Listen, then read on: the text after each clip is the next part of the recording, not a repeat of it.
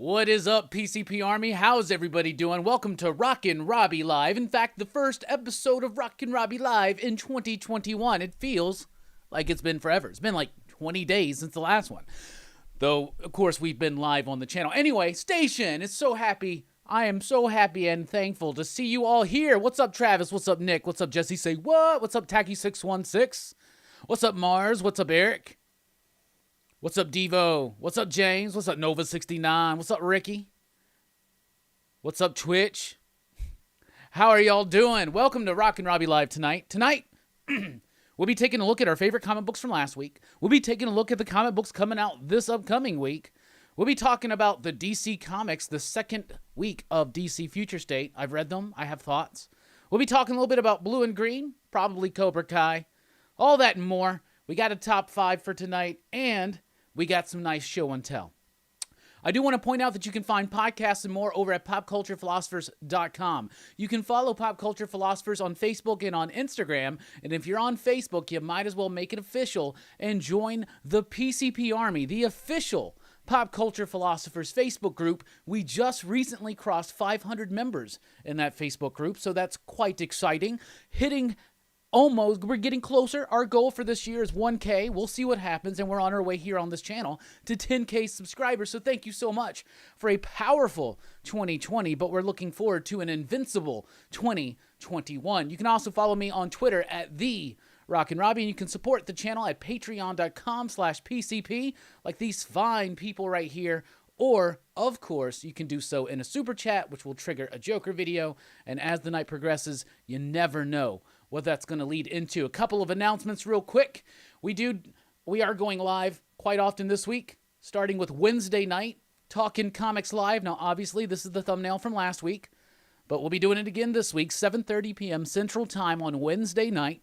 Me revealing my top 10 comic books of the week, and then joined by Jay Strick to chat about the new releases in comics.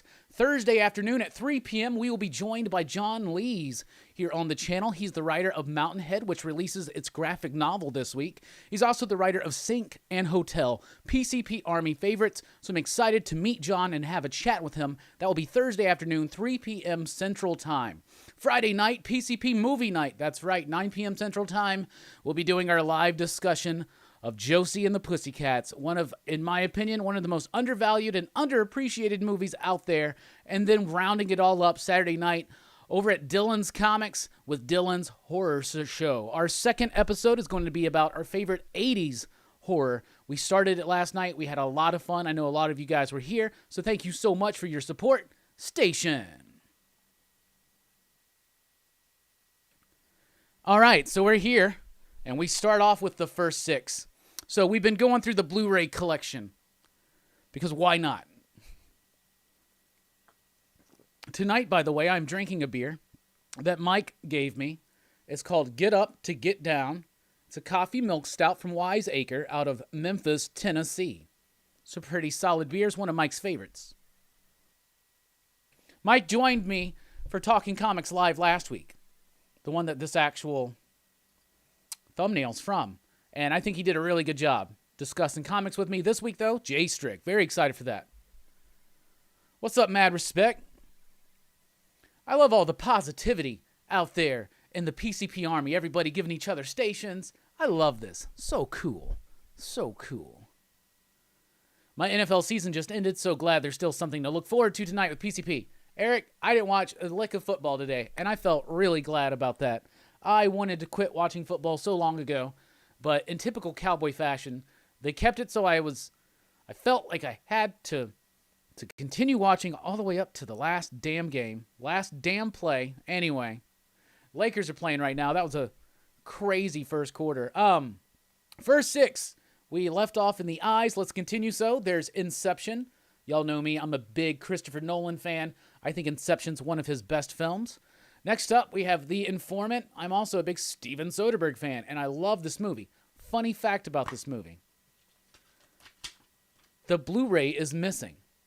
So I have the DVD. That's why I've kept it. But the Blu-ray is missing. You know why? The Blu-ray is missing because my PS3, way back in the day, I had a PS3. It was my first Blu-ray player, right? When it died, this was the one that was stuck in it. And then the guy that I gave the PS3 to fix and open up, I never got the disc back. I lost touch with that cat. So there you go. I got a Blu-ray, but it's not. Interesting. Next up, Inglourious Basterds. This is a great film by Quentin Tarantino. I did not appreciate this one as much as I do on repeated viewings later on in my life. This is one that I think that definitely grew on me. Next up, Interstellar. Nolan, we already talked about it. This may be, in my opinion, my favorite Nolan film. It might be Interstellar. I love this movie so much. Matthew McConaughey's performance is amazing. Next up, my Iron Man. This is a really cool one. This is my Iron Man Blu-ray. I love this case. The only problem is you can't really put it on the shelf, and if people ever come and they look at your collection, I've had many people, not many, I've had like one or two be like, hey, you don't have Iron Man 1? And I'm like, yeah, I do. It's just over here. But yeah, you open up the faceplate, and there's the Blu-rays right there. Super cool. So there's Iron Man 1, and of course, where 1 comes, there's 2. So there's the Iron Man 2, and this is wrapping up our first 6 spotlights from my Blu-ray collection. Going through it in alphabetical order, week to week. Riveting entertainment. I saw that Perry was here, Station of Perry. I watched your Gremlins review or reaction. I loved it. Gizmo is that fucking cute. Hell yeah. Interstellar's great. I love that one. Love it. 1 out of 2 of my teams is out. The other is a heavy underdog and under the weather, so to speak. That's interesting. Twitch with the $5 super chat says, let's get it started. Let's do it then.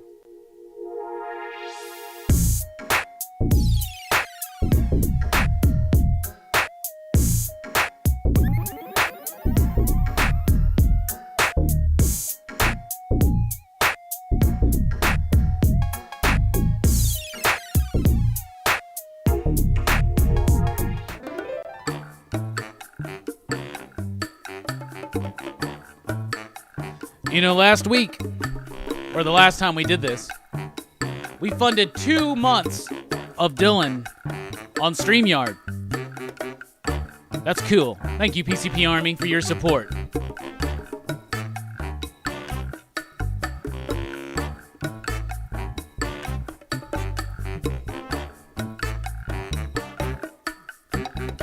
Let me tell you about this little man I know. His name is Hellboy. He was sent to the earth to sometimes drink beer, but often to save it from eternal damnation. Why not? Yeah. I was like, I gotta put a new spin on it, but it just fell apart. Sometimes it happens, but you just gotta keep going with it. Thank you so much, Twitch, for the super chat. We really do appreciate it.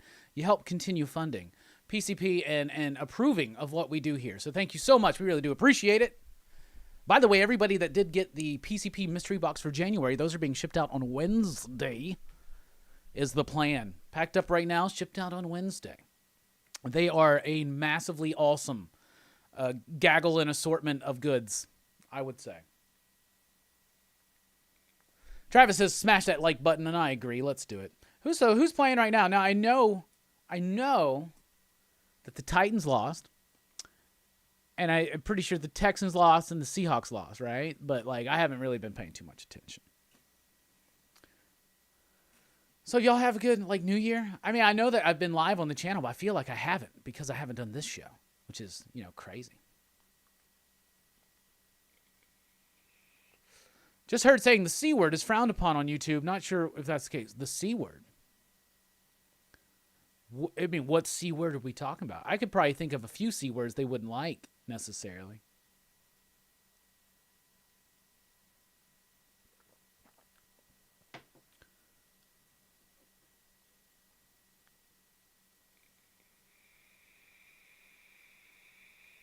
Cleveland at Pittsburgh. That's right. What's up, Robbie? What's up? What is up, Big Rob? Station Inglourious Basterds is a great film. Love that movie. Didn't know what to think about it at first viewing, but had to watch a second time for it to sink in. Yeah, and the more you watch it, the more you appreciate it. And in fact, it has, I think, 2 of the best scenes Quentin Tarantino's ever done. The scene when they're in, like, the bar or whatever, and then, of course, the opening scene at that dairy farm. Fantastic stuff. if you're interested in a mystery box, I do have some still available, but just message me on one of the socials. You'll more likely get a response on Instagram or Twitter. I'll be on the lookout. Sometimes I'm really bad at returning messages. Speaking of being really bad at returning messages, I am going to be recording a podcast tomorrow for the Cerebros podcast about new comics and X-Men, Future State, stuff like that. So I'm very excited to record that. And of course, when it releases, I'll let you know. And I believe next week, I'm being interviewed for the 10 Questions series over at Small Town Collectibles. They've interviewed Bueller and Jim, so I feel like, and very Gary, so I'm like, hell yeah, that's good company to be in. Why not? What's in the box?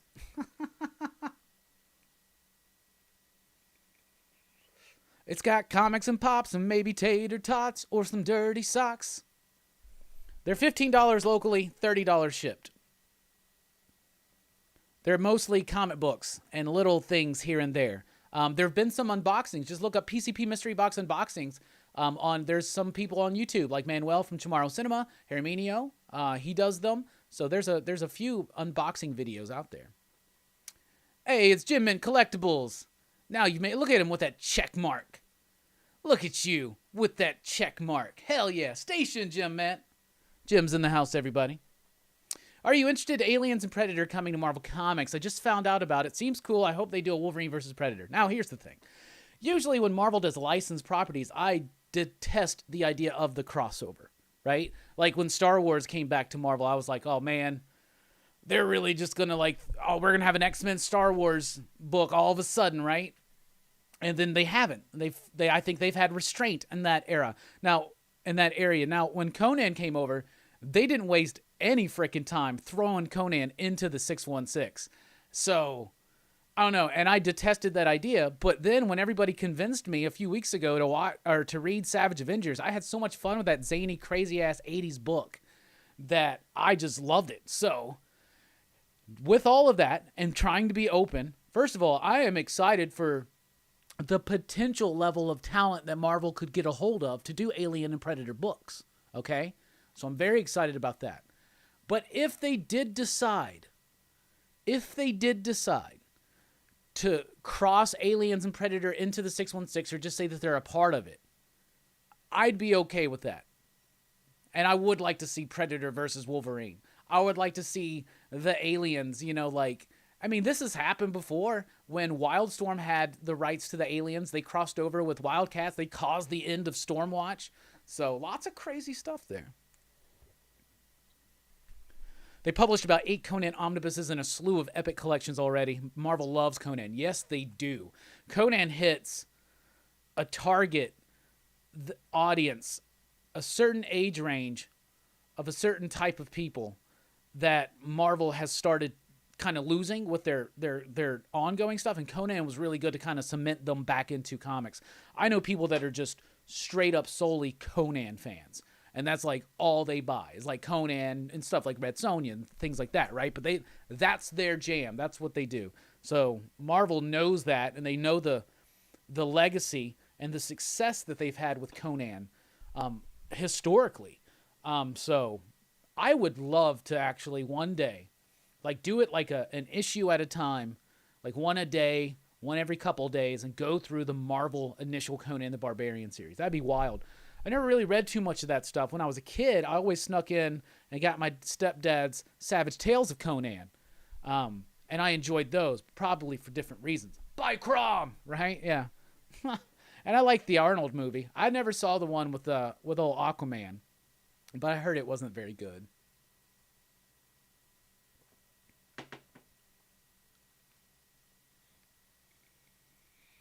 Marvel loves them some Conan. And now they're doing the Aliens and Marvel omnibuses too, right? And they've been doing Star Wars stuff too. I'm sure they've done omnibuses, right? But I know they've done a lot of epic collections, collecting all that material. And now it's just, this is what they do. Like Marvel's like, okay, we're going to lose the Star Wars and Conan rights for a while. Allow Dark Horse to spend a lot of time, and some high quality Dark Horse comics for Star Wars and Conan were produced over those years. And now they're just like, okay, now we get to bundle it all up in a hardcover and sell it. That's awesome. But yeah, some of those old school Aliens and Predator books are real fun. That would be a fun thing to go through. I'd like to see epic collections of that. Where's J Strick? Nick suck again. I like how you say again, like it changed. He'll be here Wednesday night for Talking Comics Live. So he'll be here at 8 p.m. Central Time. The one thing, okay, so the Aliens ongoing book that we got, I think it's an ongoing, maybe it's a miniseries. I think it's an ongoing though, right? It's written by Philip Kennedy Johnson. That seems interesting enough. He's really good at like world building, and I really want to see what he's doing, what he's going to do with his Superman books. The first of which we get next week, which will be Superman Worlds at War or something like that. It's going to be a really different take on Superman, because one of the ideas, especially in the House of L, is that Superman has gone off, and I haven't read this one yet, but Superman has gone off into the space, right? He's been exiled from Earth basically or something, but he's now like, he has many children in the House of L, and so it's really going to be kind of interesting. But I'm interested to see what Philip Kennedy Johnson's going to do. Salvador LaRocca on the artwork. I don't think he has a horror style, and that's what I think you need on an Aliens book.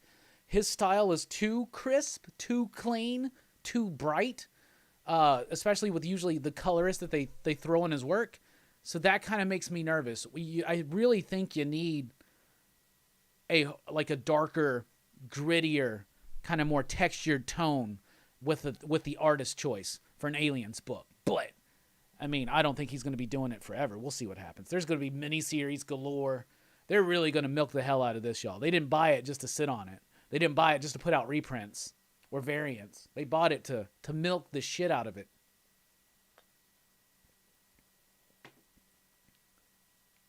Mike's in the house. Green Lantern versus Aliens was a fun story.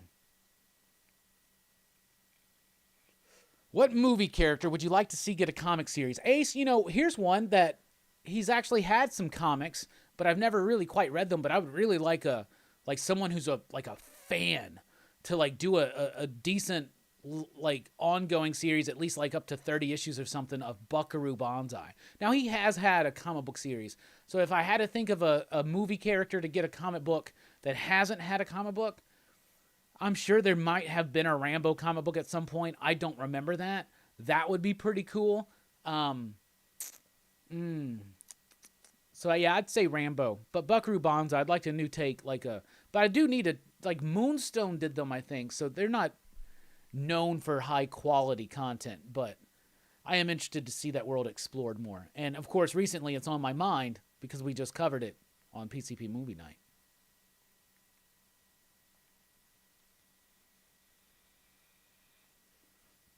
Awesome. Thanks for answering. It all just depends on what they do with the license. A big event would be a bad idea, methinks. Please don't do Aliens versus Predator versus Avengers. I mean, I think, why not? Sure. Just even if not as a big event in continuity, but if if Marvel did like a 6-issue, Marvel versus Aliens and Predator, I'd read that. I would read that. I would. Kyle Hotz would be perfect for an alien arc. Perfect. There's so many things you can do with aliens too. Now, a lot of these stories are going to be focused on new human characters that most of us probably will say that we don't care about at first. So it's their job as creators to make us care about them. But I'm kind of excited. They could make the aliens related to the Brood. I don't think they would take that route, Jim, just because if they ever did lose the license or just got rid of it or something like that, then they'd have to kind of get around it. But, I mean, that's happened before with Shogun Warriors, Godzilla. I mean, Godzilla was in continuity. So, but it seems like it would be interesting, like the Brood were some kind of spin-off evolution from all of the engineers' plans and manipulations or something, and the Brood eventually kind of came out of them, because we've always thought the Brood were very alien-esque. Which actually debuted first? What year did the Brood come out?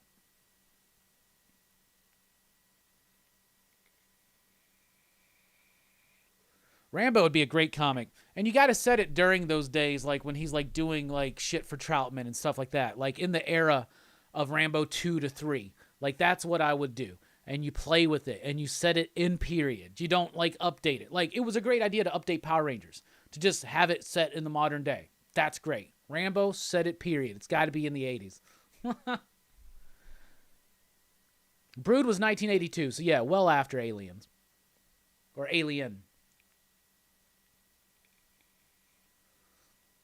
I love coming home to my figures and trusting the children not to open any of the toys. Don't we all? I love the Mars Attacks versus Image books. I remember those. I really like the ones that they did, IDW did. They did a series of one-shots, the best of which was Mars Attacks Popeye. I loved the hell out of that issue. Hey, there's Cerebros right there. Station. That's the podcast I was talking about that I'm going to be on tomorrow. I'll let you know as soon as it releases so you can listen to it. Predators versus Jedis versus Conan. Why not?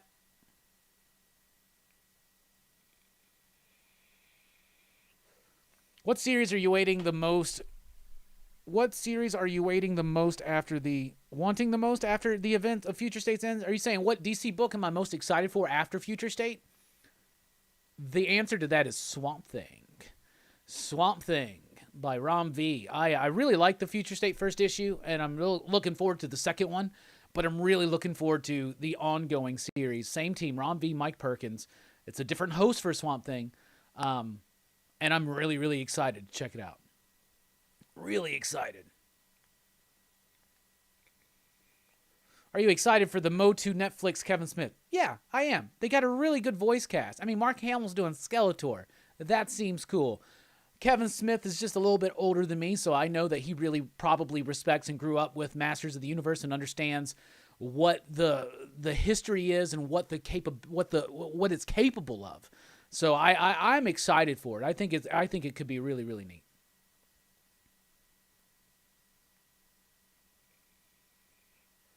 Scarpad's passing on Future State, just no interest. And there's no problem with that, homie. No problem at all. I, luckily, get to read them without purchasing them. But I'll tell you this. I thought week 1 was fairly solid. Week 2 is a bit weaker. But there are some highlights. And we'll get to that in the second hour tonight. Anybody, didn't y'all watch that New Year's Eve party that we did? 6 fucking hours? We did 6 hours, yo. 6 hours. I'm so proud. And then I think that wasn't that big of a stretch because on Halloween we did do 5.5. So, but we made it. I think we were getting loopy towards the end there. It set me on a champagne kick for a couple days, which was like a blur that week. That was my hot take night. I was drinking champagne. Let's see. Dominic, what's up? Jim Rugg of Cartoonist Kayfabe did an award-winning Rambo 3.5 mini-comic bootleg. Interesting. I didn't know that. I'll have to check and see if I can find that. Fable says, caught that Space Sweepers trailer. Looks interesting. Yeah. Doesn't that trailer look awesome? There was not a lot of news. And I was like, well, I've skipped the weekly pop culture wrap-up for 2 weeks because it kind of did a holiday break, right? So I was like, well, I got to do a weekly wrap-up, and I wanted to talk about the Way of X book, but that was like kind of it. So I was like really fucking stretching. When have you ever heard me tell you about a Blu-ray re-release of a movie? Like, it was a slow week in pop culture news, at least for the PCP Army. So that's why I was talking about that. But I found that I thought that trailer looked awesome. That movie it's like a Korean film or something like that. Space Sweepers. I think it looked freaking amazing. If an alien bursts out of a superhero, would it have some type of super abilities? Yes. 100%. That's kind of the point, right? What Dreams May Come would make a crazy comic book series. Yeah, it would. I love that movie. That's definitely probably in my top 5 Robin Williams movies. Ooh. Top 5 idea for next week. Have I done that? I feel like I've done that. I did a blog. It was like a year after he had passed away. I'm sure it's different now. My top fives are always different. Anybody check out Dylan's horror show last night? What'd you think of it? Robbie says, much mad props and respect for your 6-hour New Year's Eve live cast. How come Hammer Time Holshoe? I mean, Holshoe doesn't make more live cast appearances. He's been set to make more. He's been on more than he ever has. So if you think about it, his average is up really high, Robbie. He was actually just with us on Friday night for the Buckaroo Banzai stream. So you'll see John more on the channel this year. But what about Justin? Justin, who wants to be a face so bad, you know, who wants to be seen. He's an actor. He's an actor. Why is he never on these streams?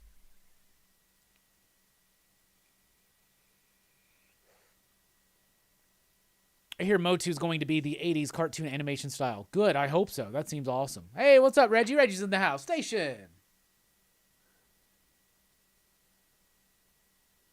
Sam says, loving Future State. Brought me back to the comic shop after being out for 2 years. That's awesome, Sam. That is awesome. And new initiatives like this and little pushes, even if it's a 2-month thing, but some of these stories I think are going to live on. I think this is going to be an era that DC wants to kind of get back to at times.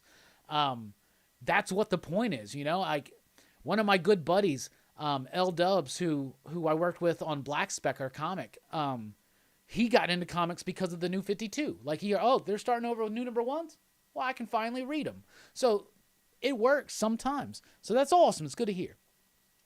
There have been some solid... And the one thing I will say, though, even in week 2, and we'll talk about this more in a little bit, but even into week 2, the energy is still there. There's a high level of energy right now from the creators on these Future State books, though you're hearing conflicting things about internal business at DC. So there's some stuff going on there.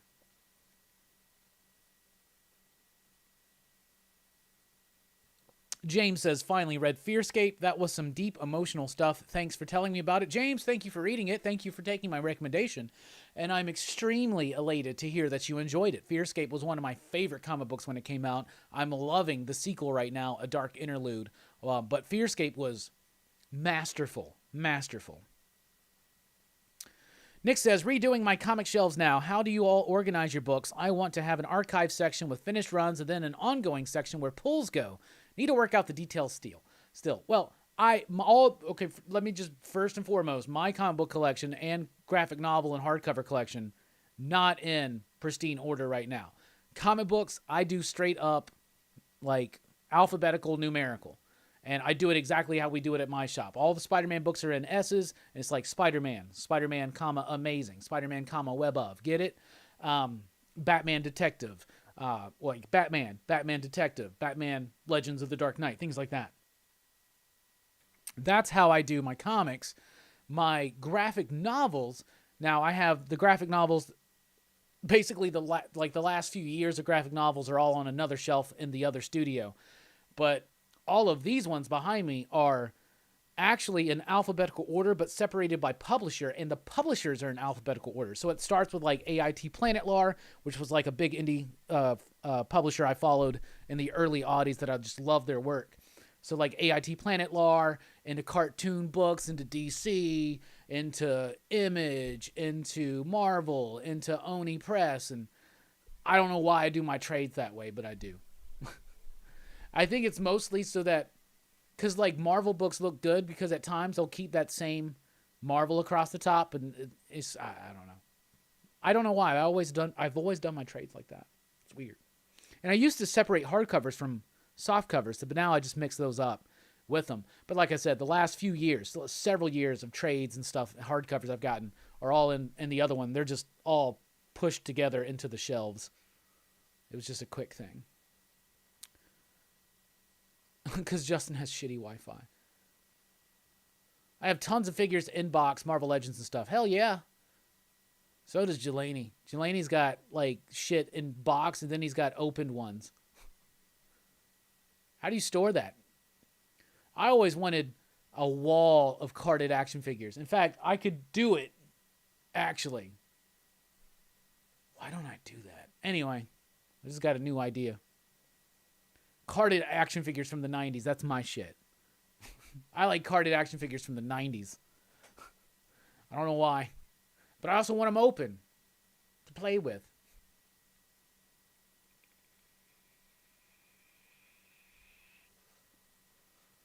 Let's see what else. My wife has threatened divorce for having her watch Southland Tales. Oh, Twitch, you crazy. First of all, Southland Tales is a movie that when I first watched it, I did not fucking understand it.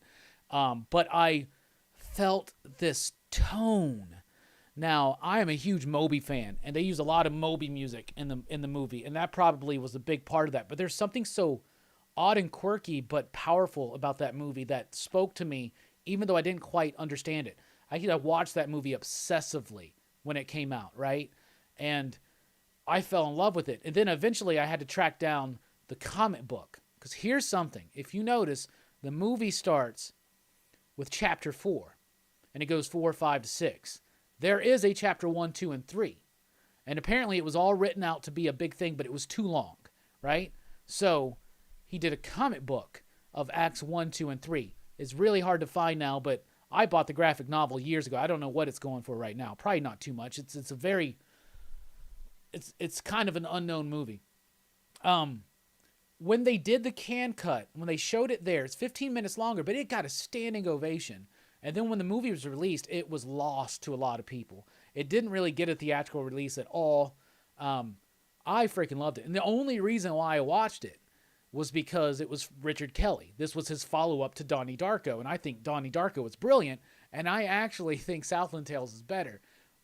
But I understand a lot of people watch that movie initially just go, what the hell is that? And they leave it alone. Same thing with, it's got a Buckaroo Banzai syndrome. Anyway, so Arrow's releasing a Blu-ray at the end of this month where they're finally going to have both theatrical and the can cut, and I'm very excited to replace my Blu-ray.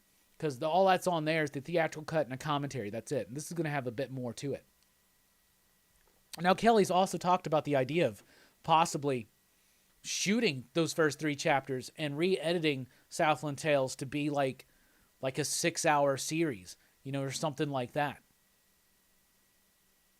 I don't know. It definitely, I think, is more relevant today than it was back in 2007 or 8 when it was released. The comic is great, though. But really, I'll be honest with you. You read the comic book, and then you watch the movie, and you have a much clearer understanding of what's going on in that movie. That movie is, at times, hard to follow. Not that it's, overly, convoluted in its plot, but it is at times, I feel purposefully so, because it's also intending to be a satirical work on American society and the polarization of American society. And this was made during those Bush eras, and I think it's even more relevant today. I would urge you, Twitch, to never make your wife watch it again. But I would encourage you to give it another shot, especially if you have a chance to read the comic in any kind of way. So there you go.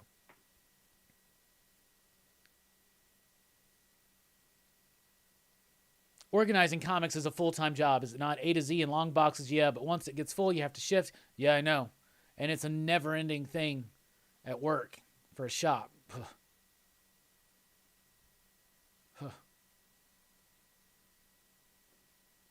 What's up, God Tank? How you doing?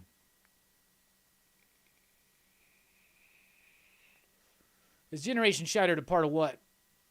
Just read Last War of 52 yesterday. Got to pick up the last issue tomorrow, the last issue of Metal. Hell yeah. Generation Shattered is something that it's its own thing. Let's be honest, it's its own thing. It's not the bridge from Future State to Death Metal, or Death Metal to Future State, I should say. It's not that. It's not necessary to read. I straight up said it. I think this is the best way to put it. Is that Generations, and there's the Generations Forge. There's a few of these, right? It is for people that really liked things like Convergence and 0 Hour. Nick's Comic Station, what's up? Yeah, I haven't organized I actually organized a whole lot of comics when I was on Comic Gories. I got a big chunk of them in order, and then I stopped, and then I've gotten more. And who fucking knows? It's like you gotta take a week off just to get things in a proper order. Yeah, it seemed like Flash was the one that a lot of people didn't like. I checked out a lot of other YouTubers' streams and reviews, and it seems like Flash and Superman people weren't feeling. But the other ones, for the most part, it seems like a lot of people that were reading them actually enjoyed those, and I did too. I really was impressed with Harley Quinn. I love this whole magistrate thing. I want to stay in this like almost cyberpunkish Gotham with this magistrate in this crazy technologically advanced city and all the neon lights. I really like this vision of Gotham. I really do. It's crazy to me that all this stuff is just set like 5 or 7 years in the future, though. It seems like it's way more far off than that, but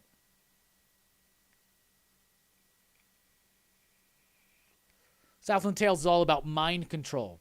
That is definitely an element of it. I wish Shout Factory would do an Elm Street box set like Friday. Me and Dylan were talking about that last night. You know, they did Halloween. Me and him don't have that Halloween set. That we missed out. But they did Friday. I love the smaller ones they do, like the Critters and the Omen set. I haven't gotten the Fly set yet. I really do want to get that one. But I'd like to see a Nightmare on Elm Street set. I'd like to see smaller sets, like maybe a Silent Night, Deadly Night set. Did they do it like an Amityville set? That would be really cool. Now, I know that Vinegar Syndrome has a lot of the later Amityville films that I didn't even realize that, God, they kept doing. A live stream of Robbie organizing. That's our first 8-hour stream. Cerebro's Harley was really good, and I really don't like Harley solo books for the most part, so I really liked it a lot. The character was just enough of Harley without going over the top and being obnoxious, and the artwork was amazing. And Bonvillain coloring over DeMeo's artwork was beautiful, in my opinion.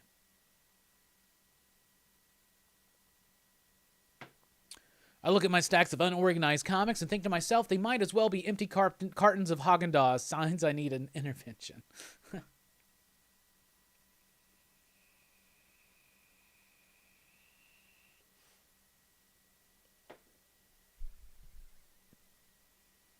Heck yeah, Nix. I had my brother pick up my books. I did not get my Future State. I wanted to read Swamp Thing. Oh, man, Swamp Thing was good. I liked it a lot. Generation Shattered was like a bad DC version of Bill and Ted's Excellent Adventure. Fair enough, Herminio. Fair enough. I can dig it. I can dig on that. But I mean, I'm telling you though, like, if you like 0 Hour and Convergence, it's got that kind of appeal and feel. Probably because of Dan Jurgens. Did you know they have a Friday the 13th game on Xbox? Yeah, I did. I don't have any modern systems.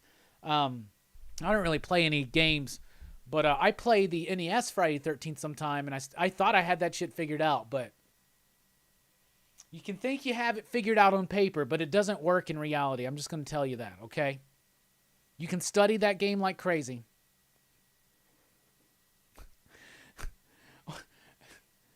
We're running a little long in this first segment, but I'm happy. This show is fueled by your questions, your comments, your thoughts, all that stuff, so this is great. This is what we're supposed to do. I wanted to do a Marvel in the 90s, but I just didn't have time to do anything. I don't even know what the next Marvel in the 90s will be. We got some other things coming up, too, though.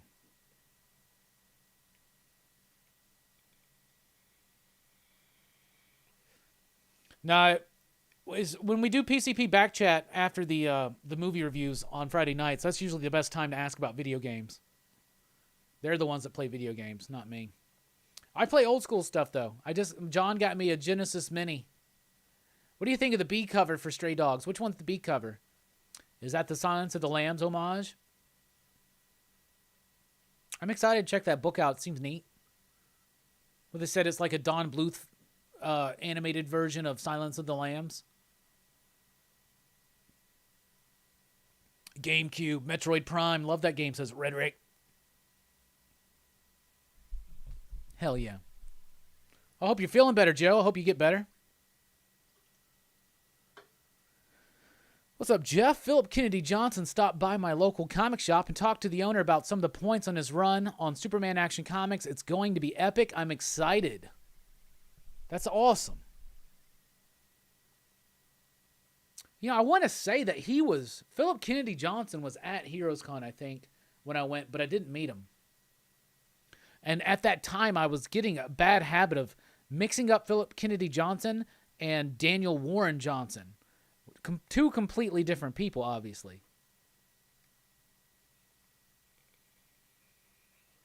Number 2 is an homage to Pet Sematary. That's dope. Read Homesick Pilots yesterday. Thought it was pretty solid. Yeah, I like that. Dan Waters is pretty solid.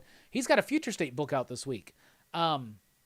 He's the second issue of Homesick Pilots is out this week.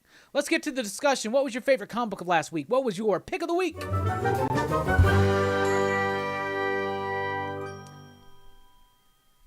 My pick of the week was The Waking, Dreaming Hours, number 6, which I don't have because I actually don't purchase that book. I just read along with it.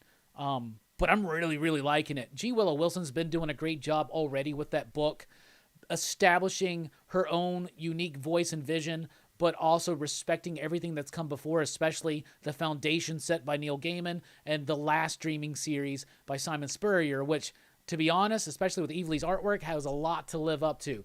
But Robles has done a great job as the ongoing artist on this book. However, Javier Rodriguez was the artist on this book, and I believe the next issue, because it's a little 2-issue story in the midst of this 12-issue run. And the artwork was amazing. The composition was innovative. It was provocative. It was exciting. The colors were vibrant and bold. The most amazing choices artistically.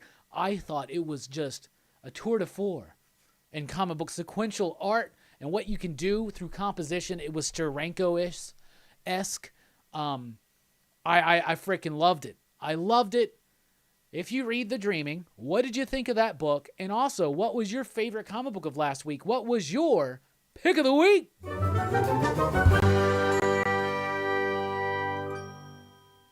And y'all, I was super surprised when my pick turned out to be The Dreaming. I was really highly anticipating DC Future State Swamp Thing. And I did like Future State Swamp Thing. But I was also blown away by Crossover. Crossover number 3 blew me away, especially because of that ending. Still not going to try to spoil that, but if y'all know me and you know what happens there, you know I love that. Thor number 11, says Vaz Vegas. I thought Thor number 11 was great. I've been really, really enjoying the epic quality and rock and roll nature of what Donny Cates is doing with Thor.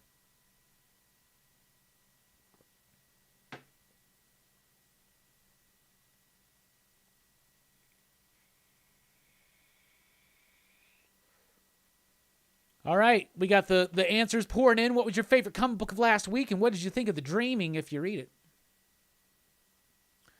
Is this all a figment of your imagination or mine? Or some angry drunk gods, maybe? Who knows? I want to pick up some classic Green Lantern books. Oh, man, I would recommend the Silver Age stuff. That stuff's really fun, the Gil Kane stuff. That's goofy. If you're not looking for quite so goofy, the Denny O'Neil, Neil Adams run of Green Lantern, Green Arrow from the 70s is really, really solid. And I am a big fan of the Ron Mars, Daryl Banks, Kyle Rayner run. That was like the first ongoing Green Lantern book that I read. And Kyle was my Green Lantern for a long time.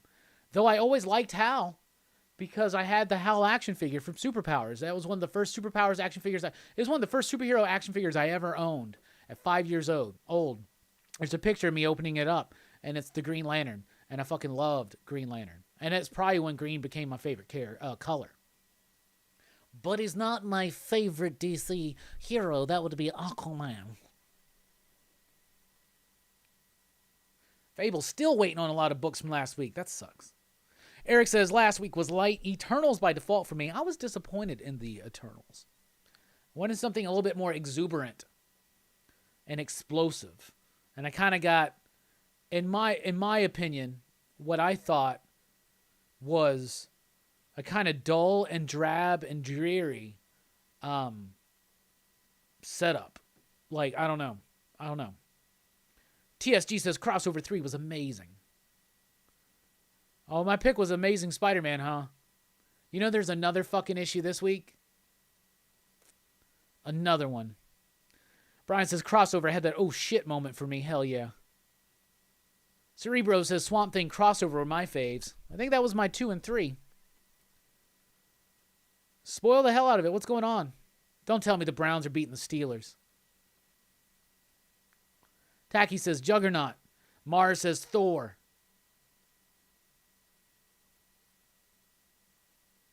Travis says Scout's Honor is my pick of the week. I really like Scout's Honor. That's a cool concept, and it was a cool execution on said concept. TSG says pick of the week so far is Crossover 3, but I am still finishing books. Herminio says Harley Quinn and Thor. Billy says Tacky, Love, and Juggernaut. It's goofy in a weird way that makes it good. Yeah, that's Fabian for you. And Garney's artwork's great. I love that dude. Been a fan of his work since I first noticed him when he did his run on Cap with Mark Waid. And it was so good. And then they canceled it and they gave it to Rob Liefeld. That was one of Marvel's dumbest decisions they've ever made, was to cancel the start of what would have gone down as being a monumental and significant, the most significant Captain America run since Kirby and Grunwald would have been Wade and Garney if it had been able to extend. I believe, that's obviously speculation, it is not 21-0 Browns. Are you fucking kidding me? That's wild. I quit reading X Factor. I didn't even read that last one. That one's just dull. I have not really responded well to a lot of Williams' work. It seems verbose, and the pacing's not exciting to me. Does the God Butcher showing up in the MCU open the door for Null? Null would, I believe, would be owned by Sony, right? So if Sony works it out, but I guarantee you that Null's going to be coming in a Sony Venom movie.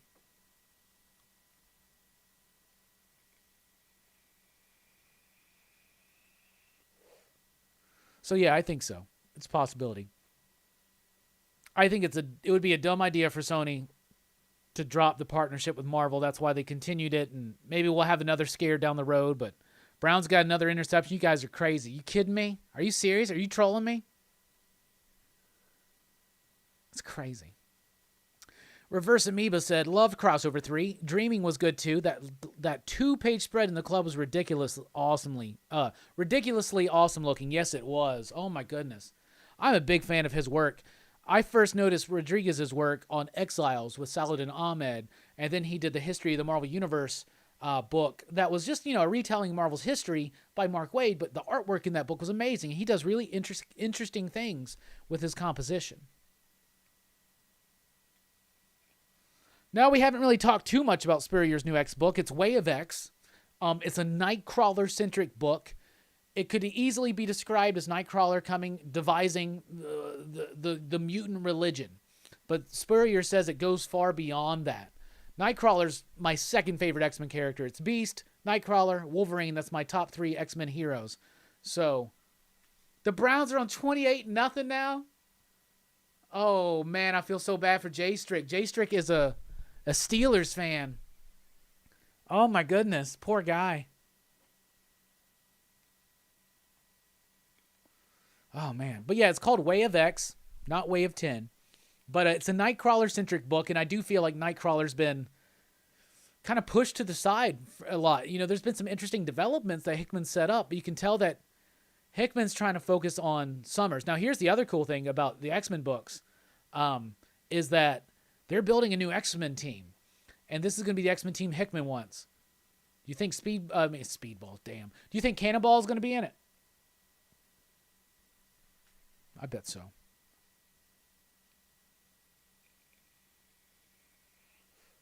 I mean, good for Cleveland, but that sucks for the Pittsburgh fans. Like, seriously, Jay Strick loves the Steelers, and whoo. Hey, Dylan's Comics is in the house. Don't forget to join us, everybody, Saturday night for Dylan's Horror Show, the second episode. We're going to be talking about our favorite 80s horror. We're going to go by year to year. 1980, I'm going to pick a movie. He's going to pick a movie. We're going to discuss them. And then we're going to go to 81, 82, 83, and so on and so forth. And I really appreciate everybody, all the familiar faces that we saw. Well, names, I guess I should say. And stations, all the familiar stations we saw last night on the debut episode, in which Dylan was shooting for 2 hours and went almost 3. Nick says, what's good, double feature, Dylan? Steelers wouldn't have choked if Jay Strick didn't choke. Oh, Twitch. You're going to break his heart when he sees that. He had to deal with the aftermath of that for like a good week. And like, I don't think he appreciated it. I think it embarrassed him. He's never going to try to do it again. You just wait and see. Oh, man, you can't have a list of best X-Men characters and not have Wolverine. I mean, I can't deny the fact that when I was growing up, the first X-Men books I was reading were my stepdad's copies of some of his Claremont and Cockrum stuff. Wolverine was fascinating as hell to me.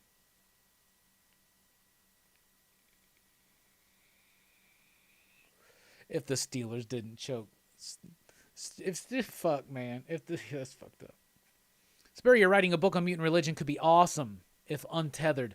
The thing is, Eric, he says that it starts there, but that's not what the book becomes. That the book goes far beyond just trying to devise a mutant religion. So I think that that's the starting point, but it's definitely going to wind up in other places. Feels like the side effect of Hickman's X-Men is now there's a separation of X-Men from the rest of the Marvel Universe stories. I think that was a point Bueller was trying to make. Well, here's something, rhetoric, that I would say. That's kind of always been the case. At least since the 90s, and even in the 80s, the X-Men have always, to me, felt like their own separate little universe. So I understand what people are saying, but they're still part of the universe. Like they're in King and Black. They've been appearing in other books. They had the Fantastic Four crossover. So I understand where that criticism could come from, where that notion. But I really feel like this is a thing that Marvel has done. Remember back in the 90s, where they literally had like on the top, in the corner boxes of the books, they would say X Universe, Cosmic Universe, Spidey Universe, Avengers Universe. You know, they were make so that people could, because most people are X-Men fans and just read X-Men books. So it kind of makes sense, right? And they're so profitable. Same thing with Spider-Man. Spider books, the Spidey books and the X books, they all have their own events. You don't really see that. Usually if the Avengers or Fantastic Four or something like that leads into an event, it's a all-encompassing universe event. But Spidey and the X-Men always have their own books because they're kind of their own separate thing. It's almost like the Batman books over at DC. You can kind of see them existing on their own without needing the rest of the DC universe.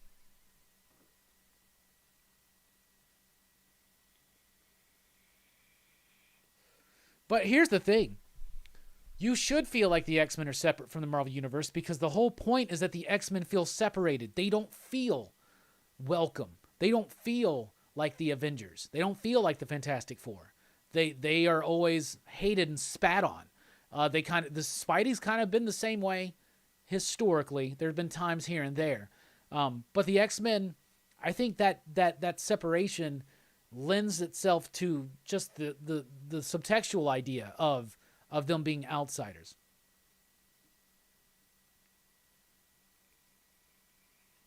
As Fable says, Wolverine is still everywhere. Dylan, looking forward to more horror shows. All right, y'all, we're about to take a quick break. When we come back, we'll be talking about what's coming up in comic shops this week. I'll be giving a mini review on the DC books that I read this week and other fun surprises. Hey, Jay Strick's here. Jay Strick with the straight dick. Are you watching your Steelers game, buddy? We'll be right back here on Rockin Robbie Rockin Robbie Live. I'm Rockin Robbie Bills. Anyway, y'all, we'll be right back.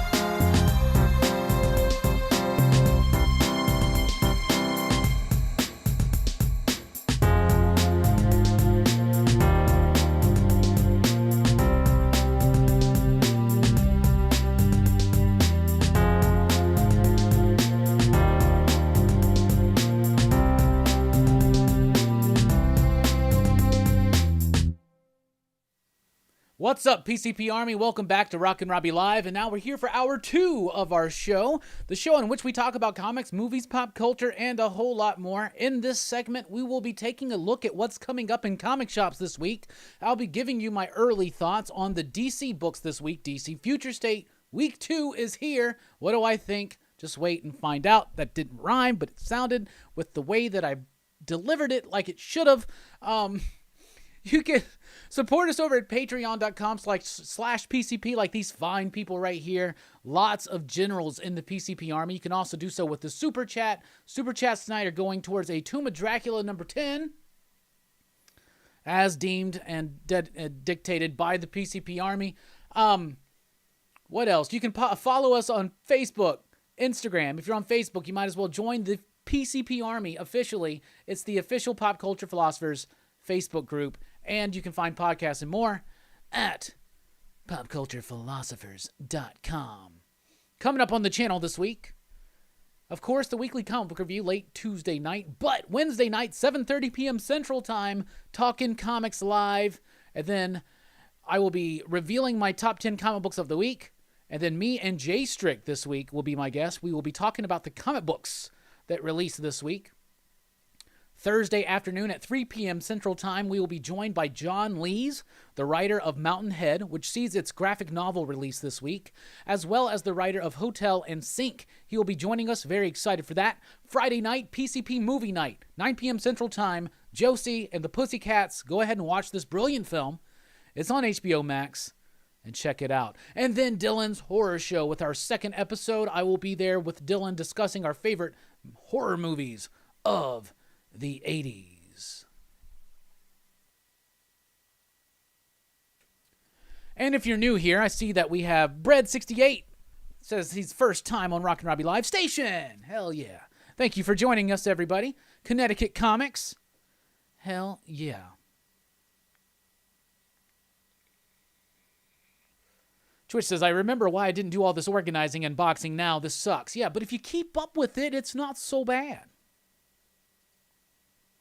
Oh, man, we're going to have a problem. I had to prove that comment, Travis. Are we going to have a problem with the word pussycats on our YouTube stream? Oh, I bet. Station. Mike Knight? Hell yeah.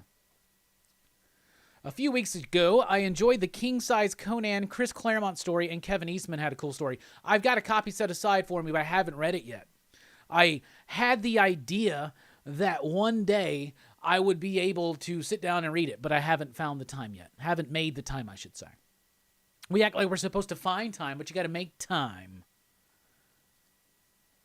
Jay Strick says, bruh, y'all got to watch Josie and the Pussycats. It's amazing. Also, good job on the show with Dylan last night. Thank you, Jay Strick. I appreciate you being there. Hell yeah, where can I get my Tomb of Dracula from? I'm just going to have to buy it online. I've been waiting for years for this thing to show up into my shop. I've been back at that shop for like 10 years now, and it's never come in. So, whatever. But PCP Army said they wanted that to be the next fundraiser. So, we're doing it. Though, last time we went live, we did raise 2 months of StreamYard for Dylan. So, that was very awesome. He's very appreciative of that.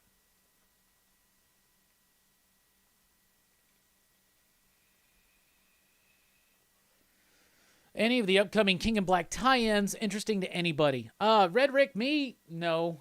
To be honest, no. I don't care about any of the tie-ins. Separation Anxiety, maybe. Black Knight might be cool because Simon Spurrier is going to lead into. I think he's got a 5-issue series.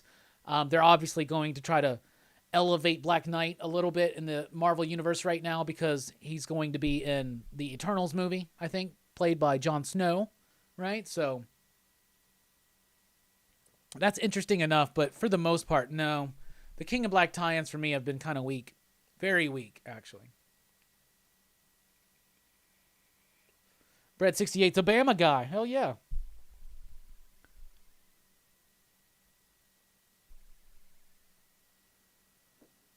Keep crying night after night. No DC Comics Down Under in 2021 yet. Still none in sight.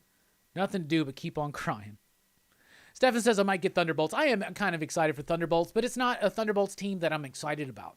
That's the problem. Is historically I love the Thunderbolts. I still have every issue of the Thunderbolts. Kurt Busiek, Fabian Nicieza, Mark Bagley, Patrick Zercher. Like, come on, I love Thunderbolts, but I really only like that initial iteration of Thunderbolts. They've never really, when they get to that, if it's the Zemo shit, if it's Zemo and Moonstone and Fixer, Abe and oh God, Songbird, and I said Abe instead of Beetle or Mach 5. But, I mean, that's my Thunderbolts. But I did like the Ellis Thunderbolts, like, for sure.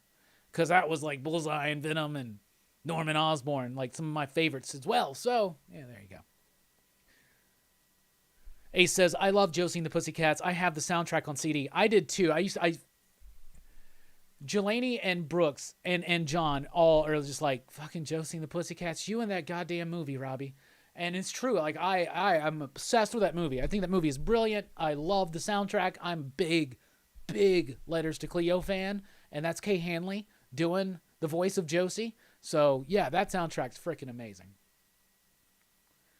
And if Jelani tells me that he didn't notice the music in this one,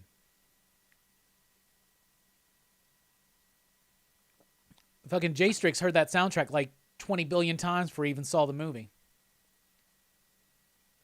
J Strix, like my favorite movie soundtrack in a long time. Yeah, since last week, Buckaroo Banzai. Since before that, what, Karate Kid.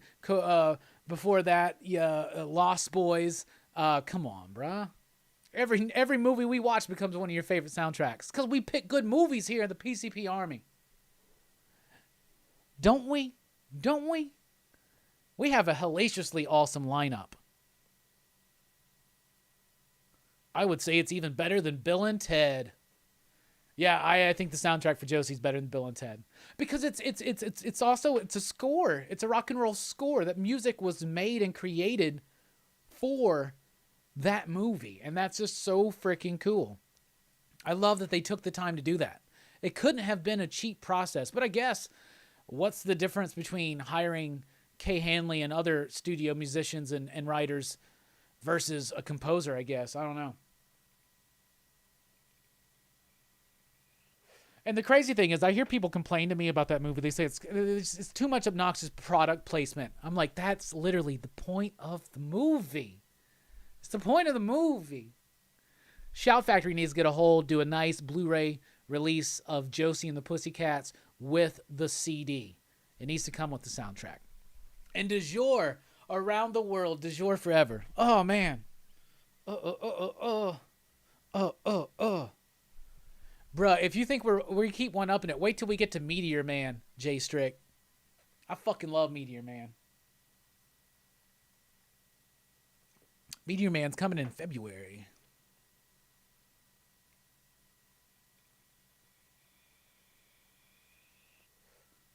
Herminio says, I have the Josie soundtrack too, Robbie. That movie hit me watching your channel when you had your DVDs in the background with Josie and the Pussycats. Yeah, you used to be able to see my DVDs in the background, and you could see, yeah, hell yeah. I think my most collectible soundtrack's my He-Man one, like from the 87 live action film. Du jour is friendship. Oh my God, we're gonna have so much fun Friday night. Joe, I'm probably one of the biggest Jim and the Holograms fans here on Comics YouTube, and I never even watched that because from the trailer you're just like, so there's no synergy. There's no holograms. I'm done. I'm not watching that. Transformers the Movies has a great soundtrack. It does. Got a little bit of was it Stan Bush, the guy that did the Blood Sport song? Well, fight for my life. I feel like we got to redo Bloodsport. I know we literally just did it, like for a poll winner, but I think we got to get Jay Strick to watch Bloodsport. Jay Strick, just on your own, watch Bloodsport and start listening to the soundtrack to that because it's fucking awesome. You should have been there for Roadhouse, bro. I have the He-Man Antes animated series CD. That's super cool.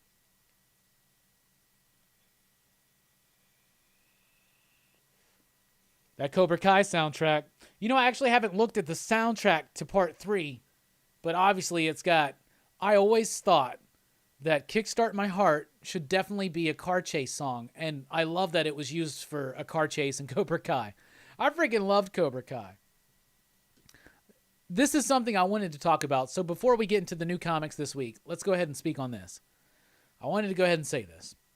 I've seen a lot of people starting to turn on Cobra Kai, and I understand this happens. Something becomes insanely popular, and as soon as Cobra Kai hit Netflix, timed just months before, it hit Netflix because it was on YouTube Red. Nobody watched it.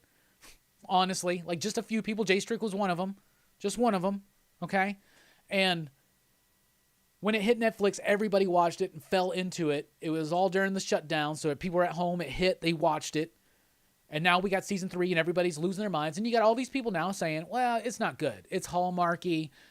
It's cheesy. Yes, 100%.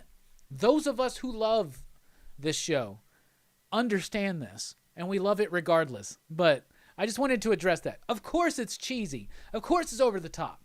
I jokingly refer to it as some of the best Saved by the Bell Power Ranger episodes I've ever seen. I freaking love Cobra Kai. And there is something that, this is going to sound really silly, but it's true. There is something that emotionally resonates with me in Johnny's journey. And I'm just freaking loving it. I'm loving it. Loving it so much. Cobra Kai Season 3. Cobra Kai never dies. And in Season 4, we're getting Ponytail. We getting Ponytail. We getting Seagal Light. I'm so excited. People do the same with the Marvel movies. At least the Marvel movies I don't like, I usually don't like from the get-go. But they're not real cinema.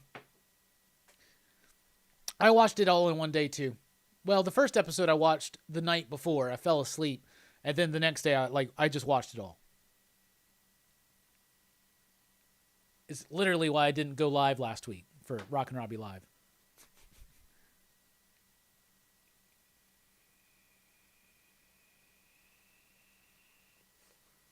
Yeah, the movies, the Karate Kid movies are like cheesy like that too. Let's be honest, okay? So, eagle fanged, bite like an eagle. I want a shirt. I want an eagle fang karate shirt. Oh my goodness. Yeah, American Ninja's great. American Ninja, Iron Eagle, Red Dawn, Toy Soldiers.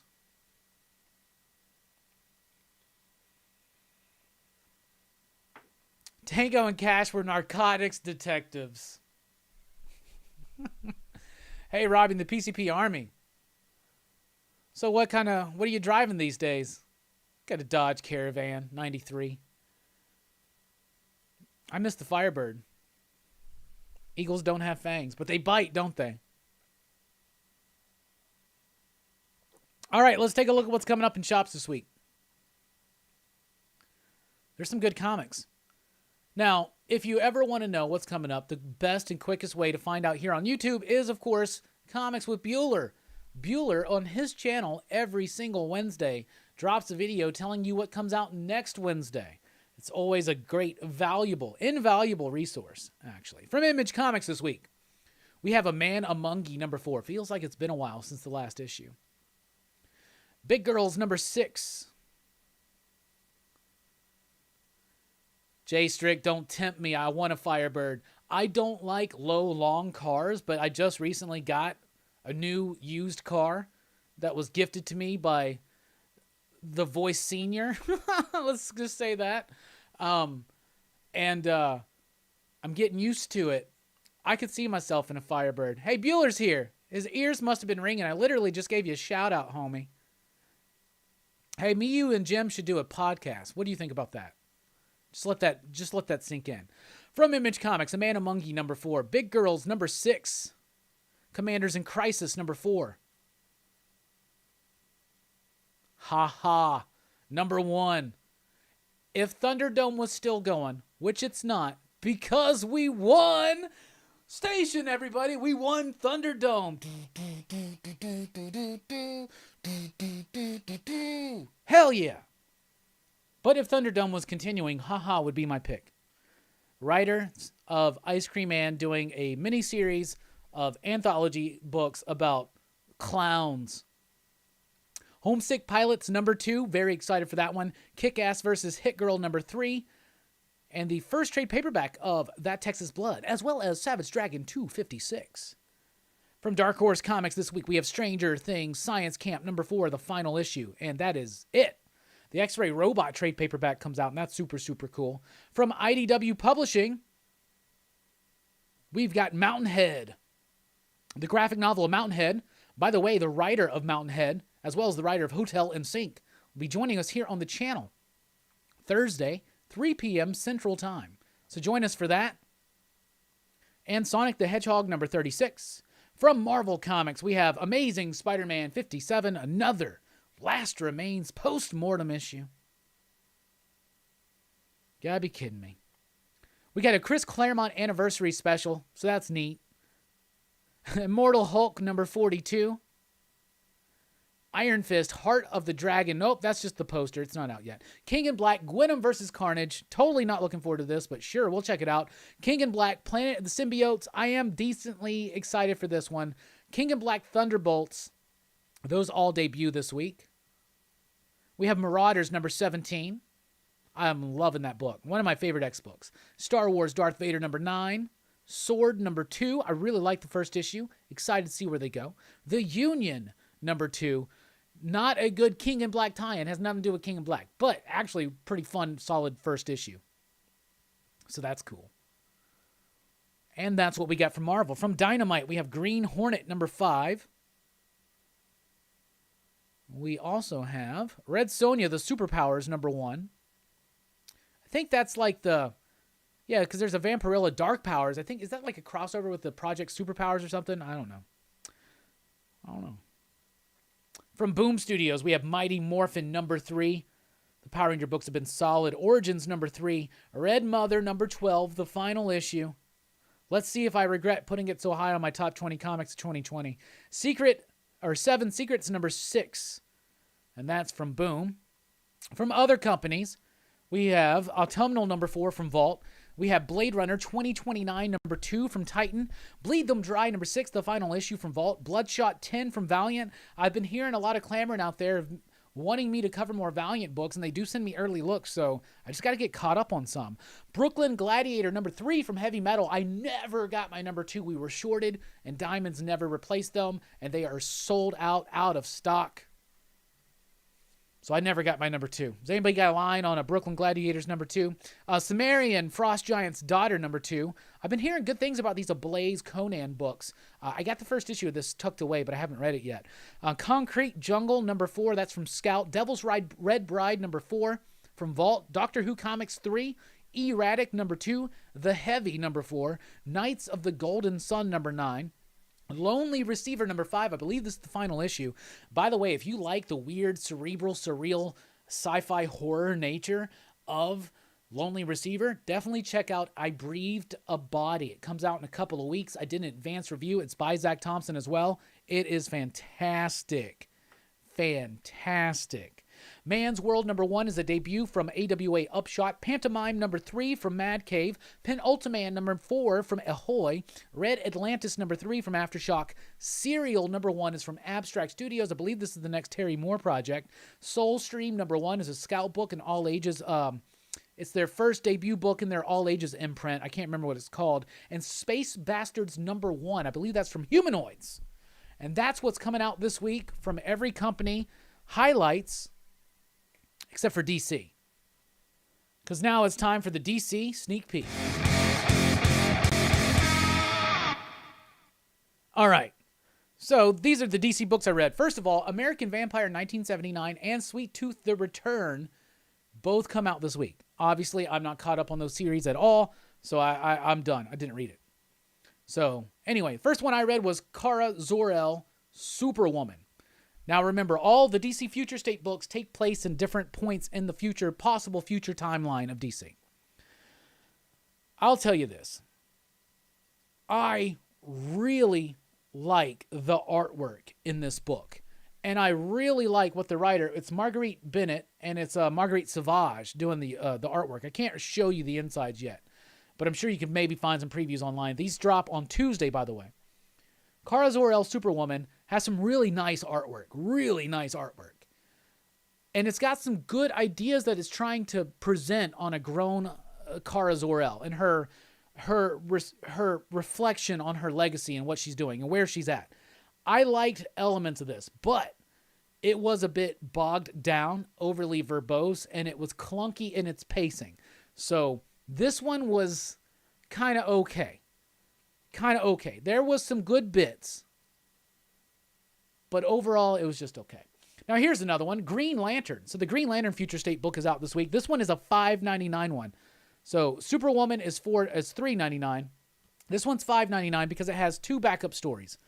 The first story deals with, basically the idea behind this is that the lanterns have died out. There are no more lanterns. Green Lantern, the battery, it's done. They're not lanterns anymore. So it's John Stewart and a few others on this mission, but they're not lanterns, but they're still band together.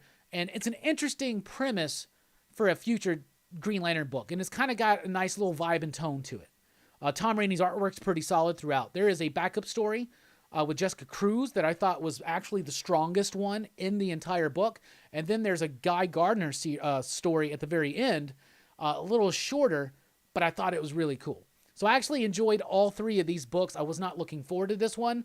I really hate that logo, but Future State Green Lantern was pretty interesting. It was okay.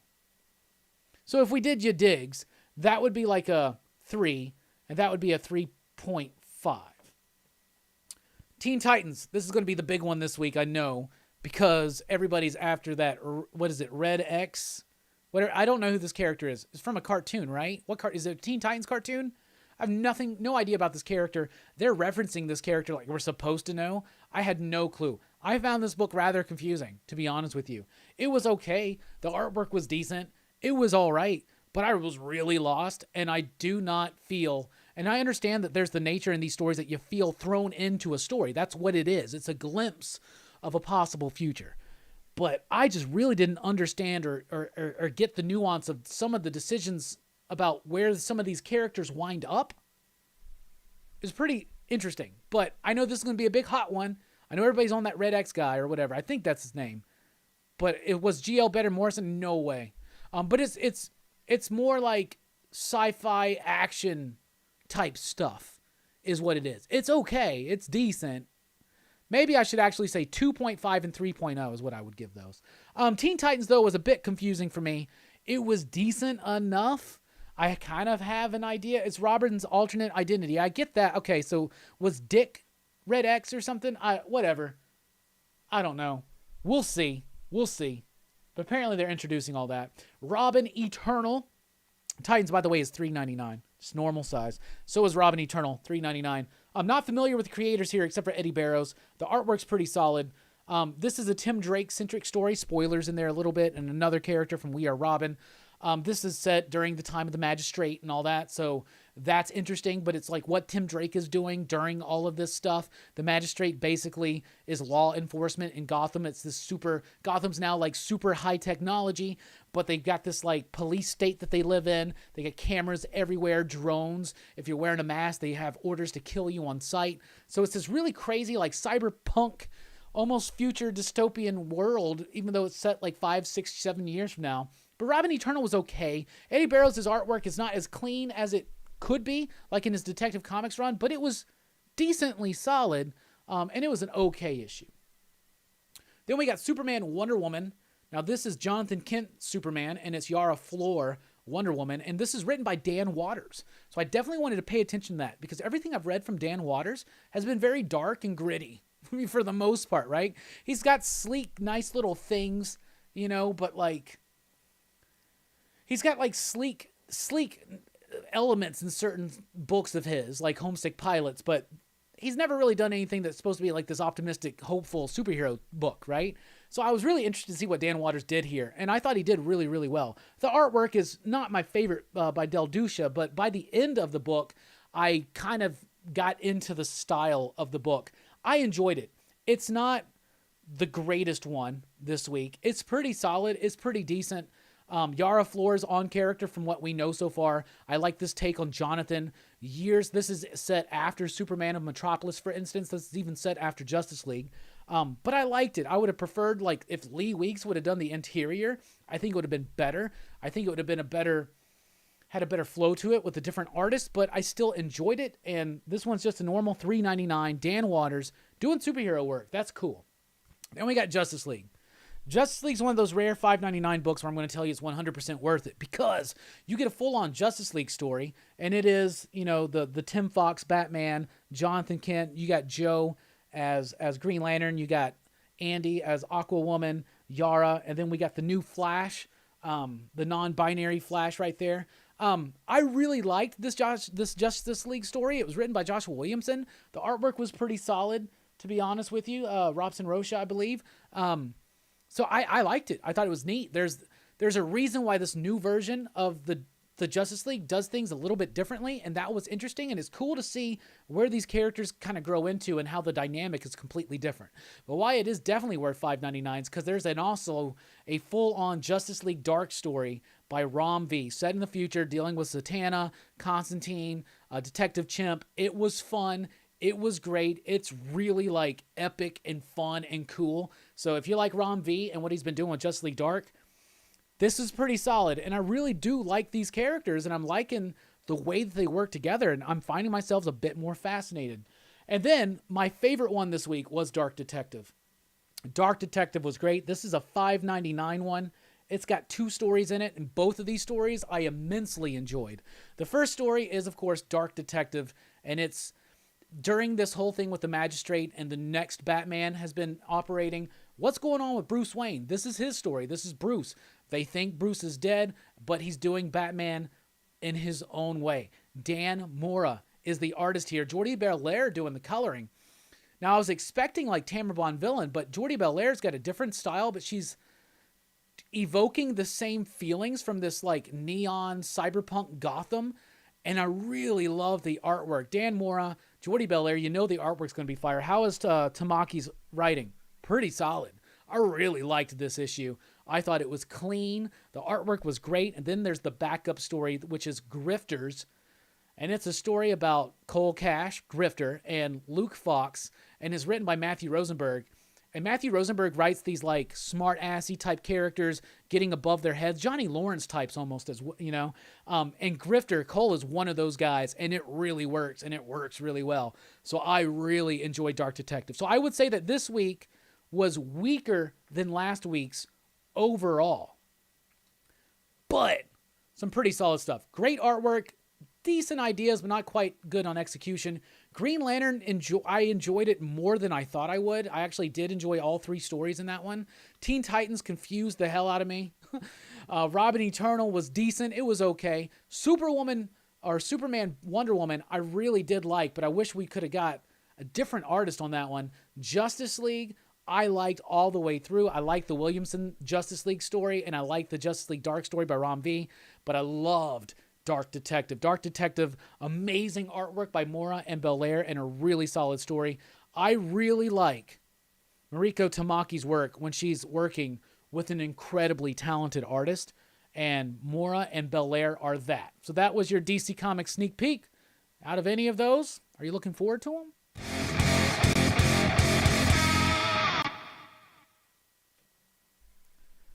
Now, I saw some comments about the pricing.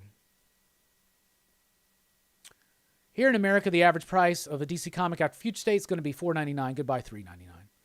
Yeah, probably. And I'll tell you this.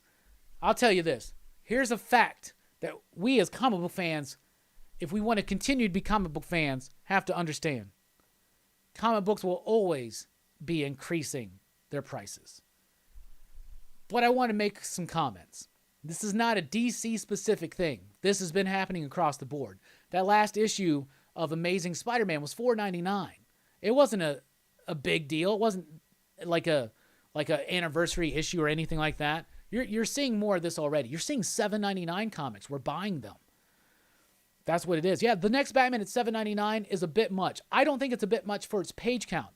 It's a bit much, though, I think, for DC to expect that people are going to buy that book wanting those 2 other stories. That book should be $4.99, just the next Batman story. I think it would be doing better.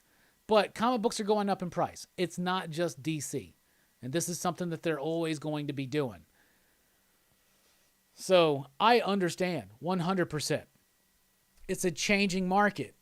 We got digital, we've got graphic novels, a flourishing book market, and we've got single issues. There are a multitude of ways to read these things now, including those apps, Marvel Unlimited, DC Infinite, right? So they're basically, here's the thing. It sucks. Comic prices going up. It sucks. 100% does. Next Batman being $7.99 for 2 extra stories that we don't really want or care about. That sucks. It really, really does. $5.99 for a Justice League book of that size with 2 stories. I really like that. Dark Detective. That's a little bit more forgivable, also knowing it's temporary. But they are going to be doing $4.99 books at DC with backup stories. That's a little bit more easy to swallow. But $7.99 books have been happening. $10 books have been happening. So it sucks. What it does is means that we have to be a little bit smarter as readers and as collectors. There's a multitude of ways to absorb this content. So sometimes, this is how I view it. Some things I want to trade weight because some books are so good that I want a nice library type edition of them, right? Hellboy. It would be nice to have every single issue of Hellboy, but instead I have really nice soft cover but omnibus editions. I like that. So some things are reserved for that. Other things I get no matter what. Usually it's indie work that I really want to support, and then usually it's superheroes that I follow no matter what, whether it's Aquaman, Fantastic Four, things like that. So I'll invest, and I have a budget and stick to it. And if your number of books shrink, it's unfortunate, but there are other things to do. You can unlock a Marvel Unlimited app for a while and catch up on things that you may have missed, or the DC app. You can go digitally and find things cheaper. You can do certain things that way. So I get it. I think, goddamn, I didn't even read that before I approved it. But anyway, I get it. I know that it sucks when comic books start going up in price. I've dealt with it on the other side of the counter as a consumer, and it sucks. But it just means that we got to be a little bit choosier and a little bit more clever in how we absorb some of our media. That's it, I think.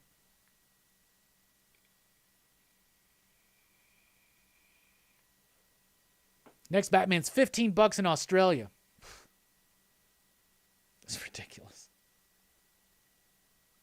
And here's the thing that's upsetting is I could easily say, well, wait for trade on Next Batman, right?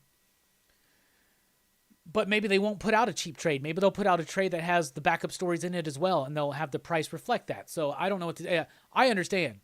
$7.99 for each issue of a fucking comic book is ridiculous. 100%. It's fucking ridiculous. I'm more forgiving when it's Absolute Carnage, number 1, $7.99. It was 60 pages of Stegman artwork. I was cool with that. I get it.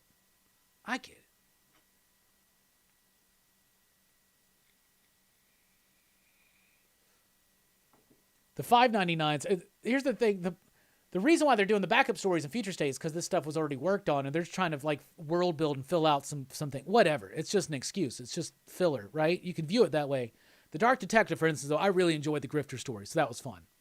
And Justice League, I really enjoyed the... yeah, the DVDs are cheap. But I really enjoyed the Justice League Dark one. But yeah, $7.99 is pretty shitty of DC to charge for each issue of Next Batman, because they know that that's the one people are going to be most likely to want to pick up.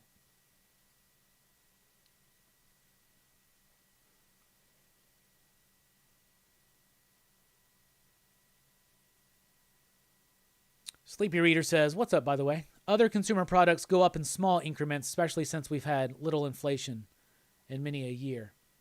Yeah, it could be smaller. I remember when it was at least... I know other people remember when it was 10-cent increments or 5 cents, but I remember when it was at least a quarter or at least 50 cents. They don't even do that anymore, do they? They don't even try to, do the mid-range, $4.50. Because I remember it was when I started comics, they were $1. They were $1.25, $1.50. Then they went straight to $2. And then from 2, you started getting 2.25s at Marvel. And then you got 2.50s. But then you wound up getting 3, and then 3.50, and then 4. And now it's that's the jump now. 4, 5 to 8. The jumps are crazy all of a sudden. It seems so crazy. I don't know the in and outs of how much it costs to produce a comic based on what you pay for the talent and the printing and all this kind of stuff, but it seems pretty excessive, especially for content that they continuously. I mean, it's static income at once it's produced. You know what I'm saying? The graphic novels will sell. The online digital stuff will sell. I don't know. It seems weird. It's way too much.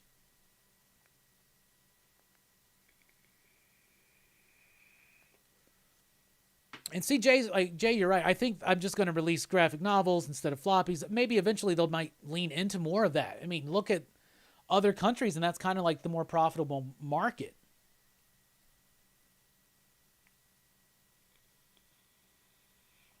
Pretty soon, you'll see comics that say still $3.99. Meanwhile, Todd McFarlane's still producing Spawn at $2.99.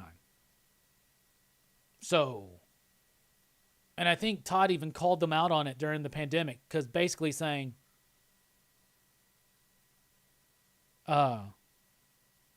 we can do this. What's wrong with you?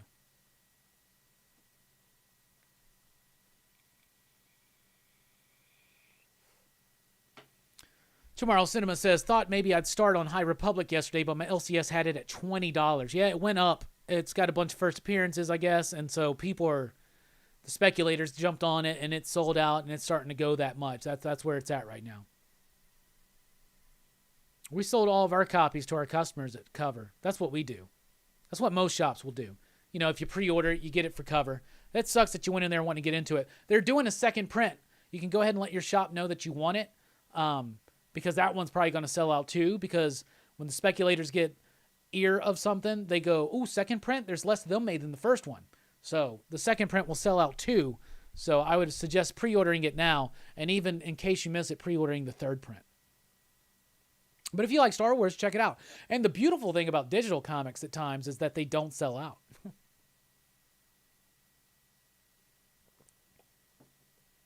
Robbie would buy a new edition of Darkhawk for $20 cover if it was foiled. No, I wouldn't, but I might pay $10 for that.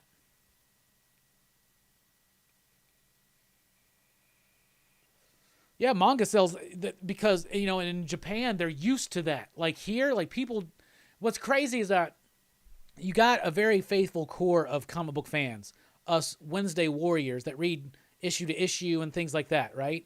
And we want comics floppy, and we want them week to week. Like, we love the idea of that. For a lot of people that are not in the industry, that does work. DC's seen a lot of growth in the graphic novel market. That's why they've been focusing so much energy into those all ages and young adult graphic novels. Like, they may not appeal to us in this community, but they work out there in the bookstores. And if we could somehow get that excitement of the main superhero jabs. Like, I know it sucks. It would suck as a Superman fan not to be able to go into the shop every week and get the new Superman comic.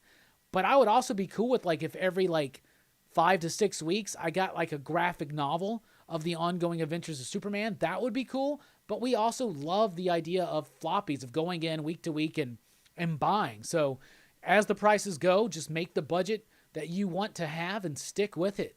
And then later on, get things on the cheap. Whether through graphic novels, whether through used copies, whether through sales at your shop, whether through digital, whether through streaming services. You can basically call it a streaming service, I guess. Marvel Unlimited and the DC Universe Infinite or whatever.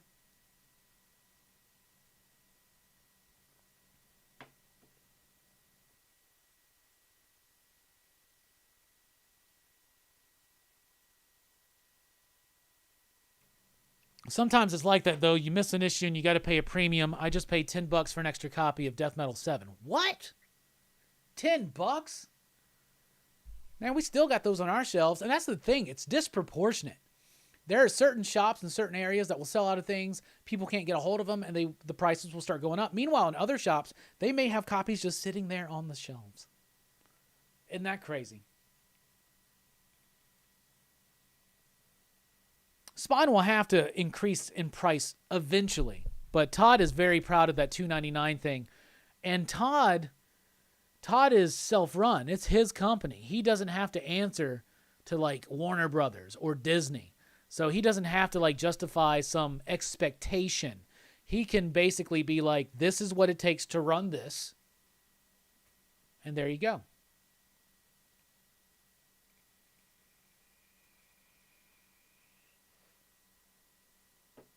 I messaged my LCS because I want that ASM 55-second print. They messaged me back, said, we still have the first print. I already got the first print, and now they're selling it at $20. That's what it's worth. I mean, that's market value. Can you fault a shop for selling something at market value? Now, I can fault a shop for selling something to one of their subscribers. Like, if you subscribed to that book and they were like, oh, by the way, this is $20, that's BS. That is bullshit. And even other shops like ours, like, if you're a good customer, even if we know that it's selling for $12, we'll sell it to you. Drawing the line at $2.99, Don. Yeah, but that was 10 years ago. That was 10 years ago, man. We always throw that out, but that was a long time ago.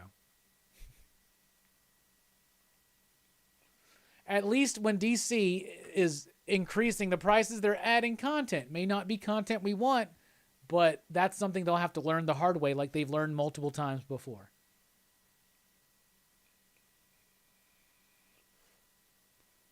So there you go.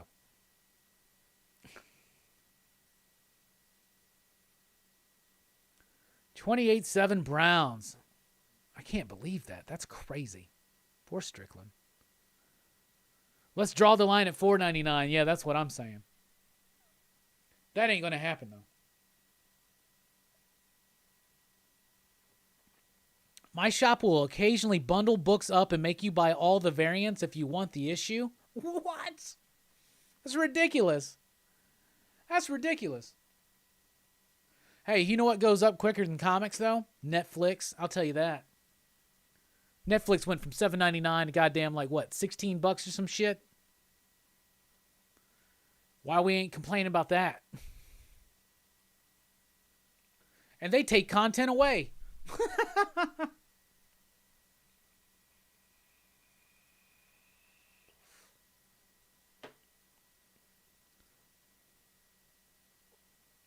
I remember when Spider-Gwen got the Venom costume, price went up to $25, but now I got it at cover price. Yeah, it'll go up and down too. Sometimes things will jump and then people don't care about them, and that's an interesting market, the speculation side of things.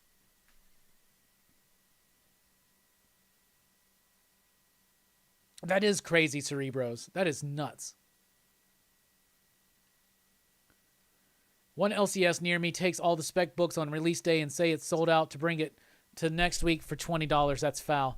We've been accused of doing that, but what we'll do is if something's a spec book, there have been many times where we'll put a note in on somebody's box. Like we'll put the book in a bag and we'll put a note in there that says, "Hey, just so you know, if you take this book home and when you buy this book, if you want to sell it back to us, we'll give you this much in cash or store credit."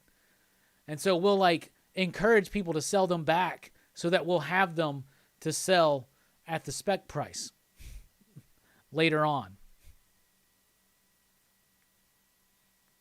But the important thing is to take care of your customers and never sell a book that's pre-ordered for a speculative price.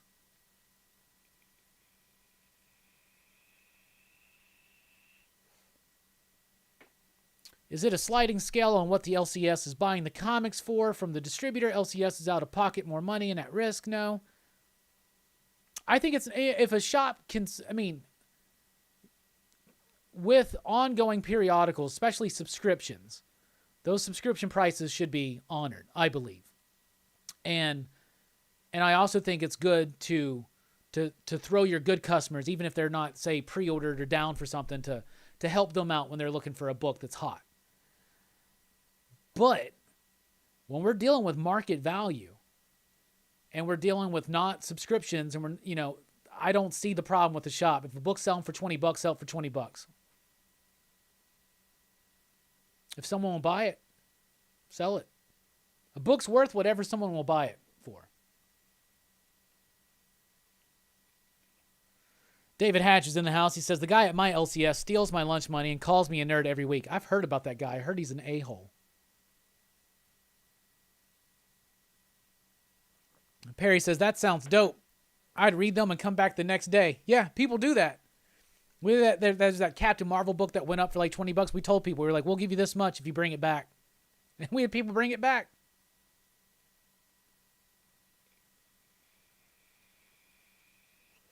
So we actually will sell it at cover and then tell them, oh, by the way, we'll buy it for this much. So and like some people, there was this one person who was like, sure, buy it. I'll sell it right back. He didn't even take it home to read. He was like, oh, by the way, drop me from Captain Marvel.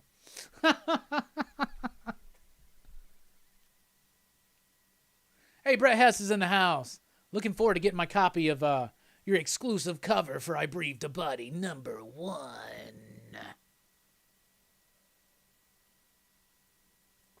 Station.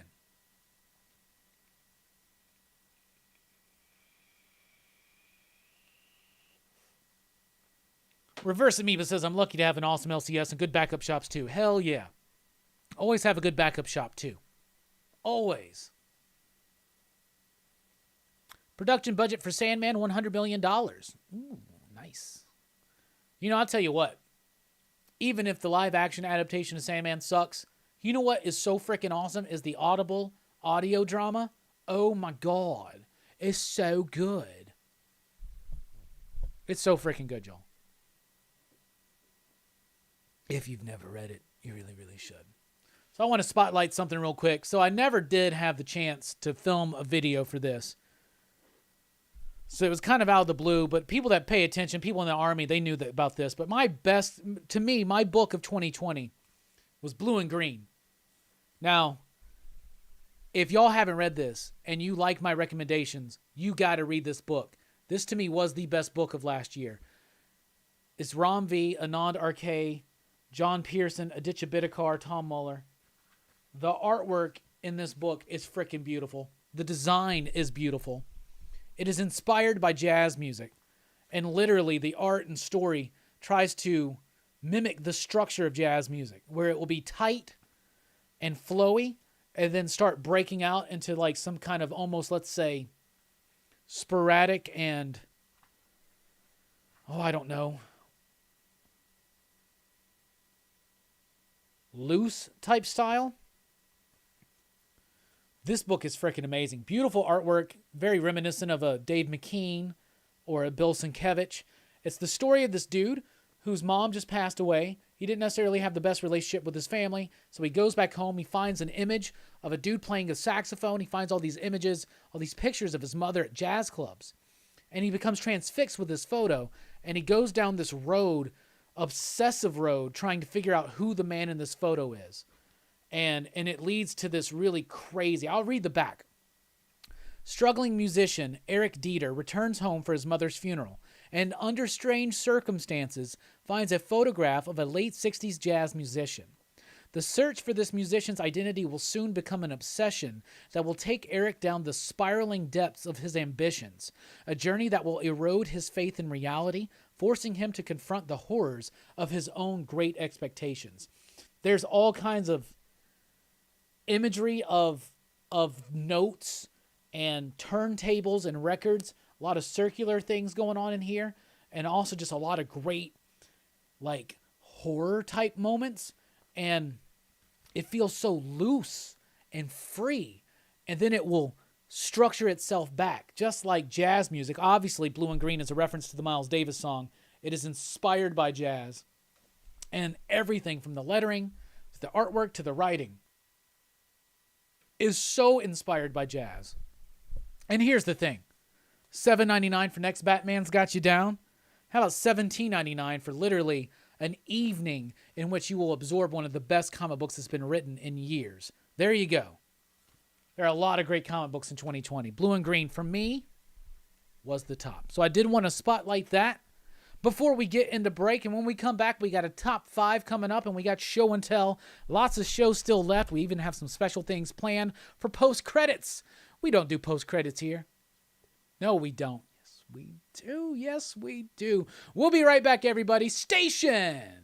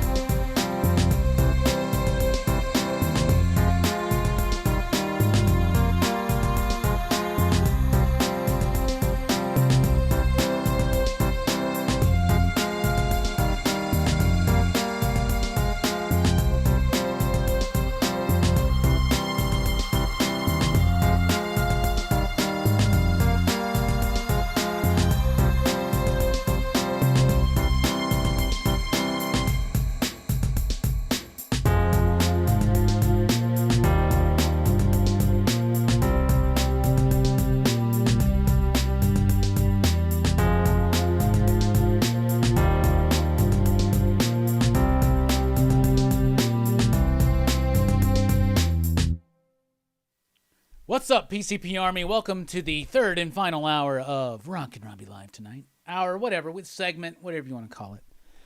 There will be a post-credits. No, we don't do post-credits. Yes, there will be a post-credits. No. I'm done with that bit. I stole it from Eddie Izzard, and I should have never have done that. Let me refill my vape juice. How's everybody doing? Let me point out some things. You should follow Pop Culture Philosophers on Facebook and Instagram. If you're on Facebook, you might as well join the PCP Army, the official Pop Culture Philosophers Facebook group, where you can interact with me, the PCP Army, of course, and the excitable PCP crew, and you can participate in polls. Like we got the latest winner on the New Year's Eve stream. We had the PCP Army start throwing out movies for a poll for us to review. That movie is going to be reviewed at the end of the month, the last Friday of January.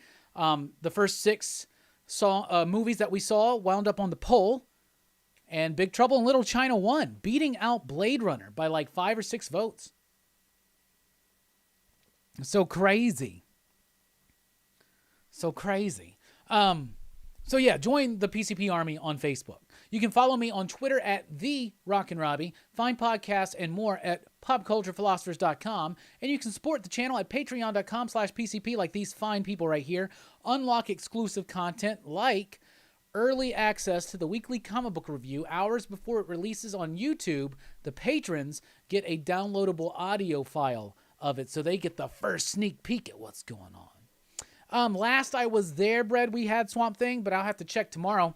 Message me on one of the socials, Instagram, Facebook, Twitter, the website, and remind me, and I can check for you tomorrow. Use the Snake Mountain mic. I got too many good figures there. A lot of these are recent pickups. Actually, one of our employees at work, she was my secret Santa, and she hooked me up with the Merman, the Triclops, the Jitsu, the Two-Head, or the Two-Bad. Yeah, and a couple of Turtles figures. Ace Duck and PandaCon.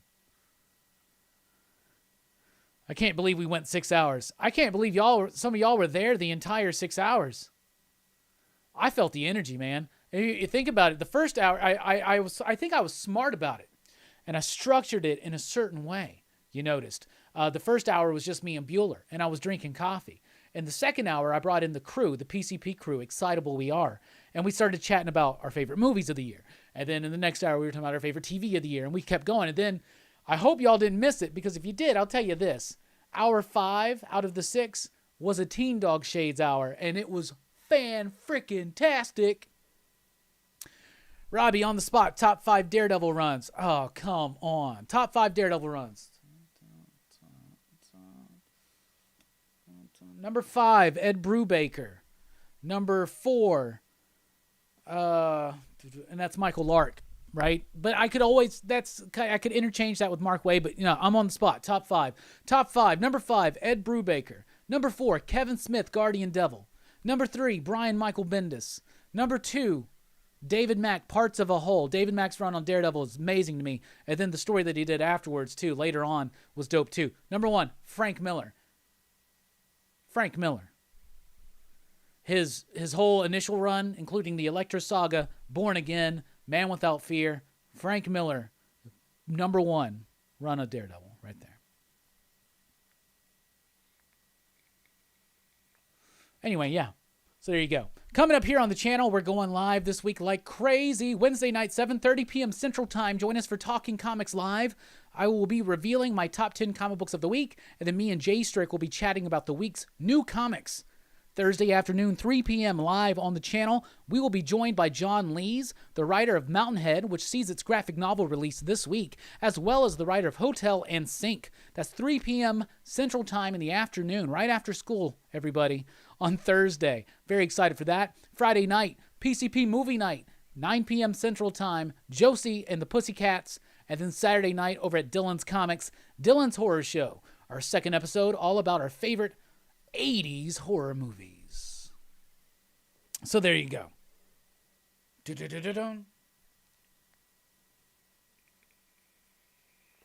So that was a pretty decent on the spot, right? Stinkor smells like pepper. I love Stinkor. It still smells, but it's quite faint. If you notice, it's pretty much the same figure as Merman, just repainted. Just repainted. They did that a lot. But the Motu, I have a commitment now to getting as complete of a Motu collection as possible.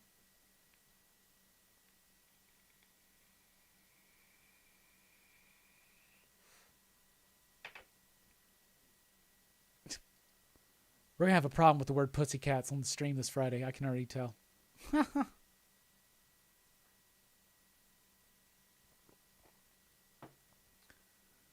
Let's see. I plan to release the show we record the very next day, so this Wednesday. Okay, cool. I thought we were doing it Monday night. Right? It's Monday. Tomorrow night's when we're doing it, right? That's what I thought. I said Monday, right? It's Monday. I can't do Tuesdays. It's Monday, right? Art Mountain Head was dope. Yes, it was. Stoked for the Josie movie night. Everybody's just going to have to remember, we just say Josie in the chat, or it's not going to let it come through unless I approve it. Thanks, Robbie. I largely agree with that list. Max layouts for issues 9 through 15 were super innovative, and Echo is a cool new addition to the mythology. Absolutely. Okay, okay. Tuesdays when that will release. Nice. Yeah, Mountain Head art was dope. That's Ryan Lee.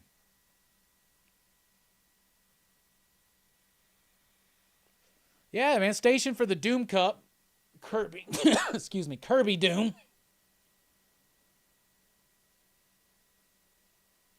Yeah, it's not really doing it. Yeah, Dr. Doom.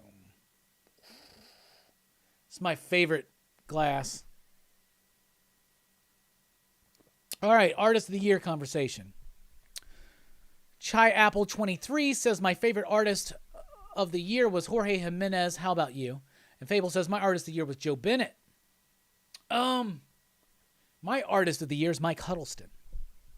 So I actually had planned on doing this on the New Year's stream, and we didn't actually get to it because at a certain point we had so many people that I don't think would have had these answers. A lot of these answers have already been given. To me, 2020, comic books, writer of the year. First of all, book of the year, Blue and Green. Publisher of the year, Image Comics. Writer of the year, James Tynion. Artist of the year, Mike Huddleston. Colorist of the year, Tamara Bonvillain. Letterer of the year, Aditya Bidikar. There you go.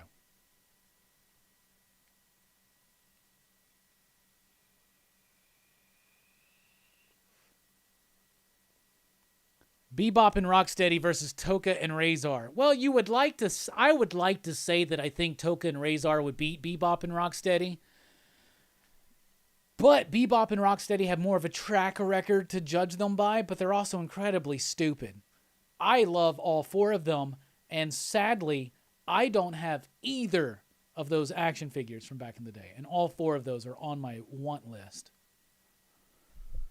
But if I had to pick, I'd go with Bebop and Rocksteady just because Token Razor got taken out so quick. You just can't really judge it so well, right? But as far as looks go, I love the look of Razor in particular. Oh, yeah, those Mortal Hulk director's cuts are amazing. I have those. Or did I think I gave those away in a mystery box. I don't remember. Like one of the ones at the con. Yeah, Mortal Hulk is what he did, yeah. Eric, what's up? Eric D. Top 5 artists: Huddleston, Chichetto, Casara, Shiotti, and Mora. Mora had a really good year, too. Who's Shiotti?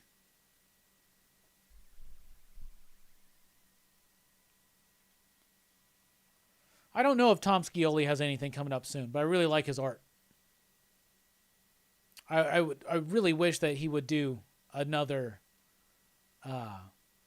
like a grand design type thing.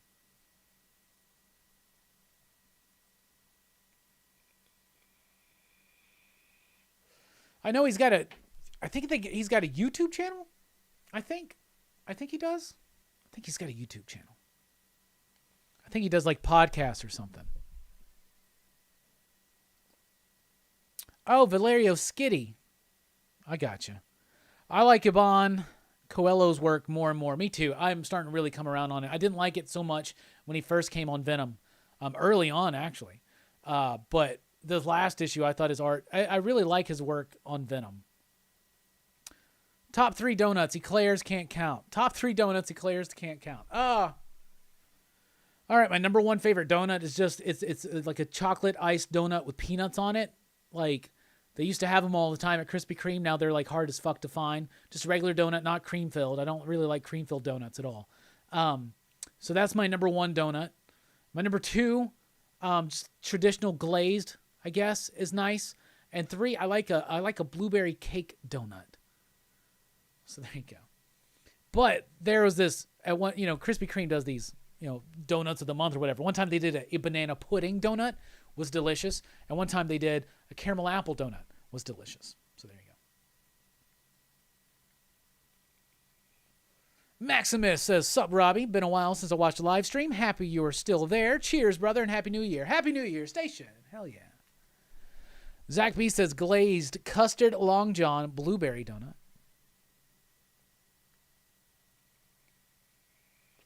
I'm not the biggest jelly donut fan either. I always, and like every so often, at least once or twice a year, I'll be like, yeah, maybe I do like it. Nah, I don't like it.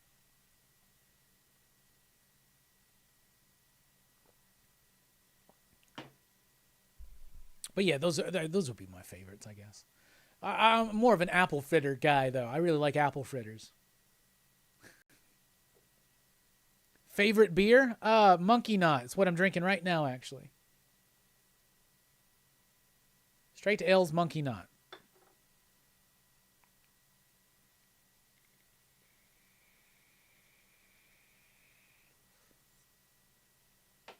Ed Pisker has the comic show. I think I've seen Tom Scioli on a show, though, because I follow him on Facebook, and he's shared it.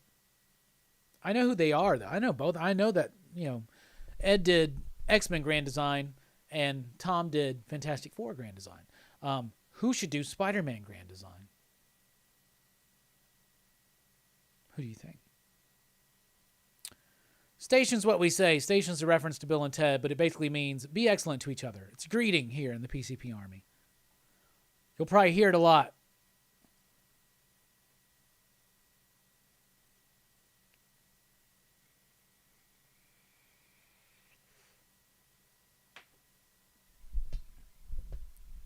Tom is one of the Philly group. Okay.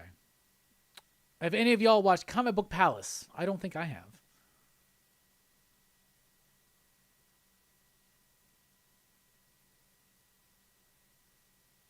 Yeah, I read Power Rangers.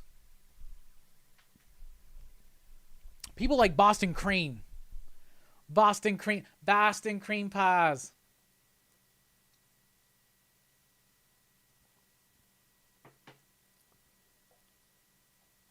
Da, da, da, da, da. How's that Steelers game looking? Is that over yet?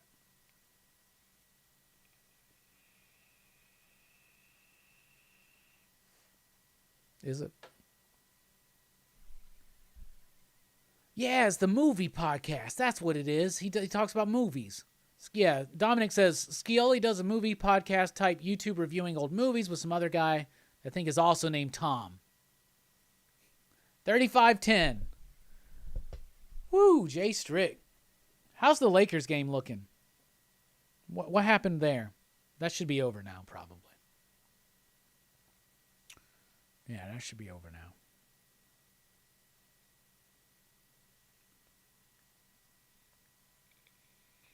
Anybody ever read Tom Scioli's GoBots book? I loved the hell out of that. Kickstarter has over 420K right now. It's crazy. That's awesome. Good for them. It's a good number. It's a good number. Harlem Globetrotters are still undefeated. Nice. Oh, that's funny.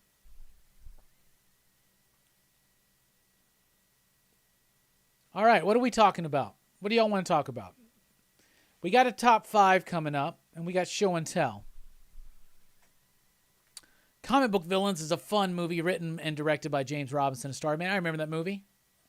I've seen it. It's got DJ Qualls in it. It's got the dude that played Quinn in Blade in it.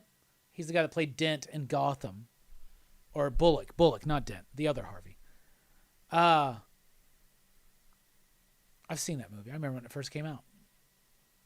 His Transformers versus G.I. Joe. I remember looking through it, but I never read that one. His GoBots is, I love GoBots. Like, when I was growing up, Transformers, I had some pieces, but they were more expensive, like the pieces you really wanted, so I had more GoBots. What are we vaping? Nana Cream by Bombies.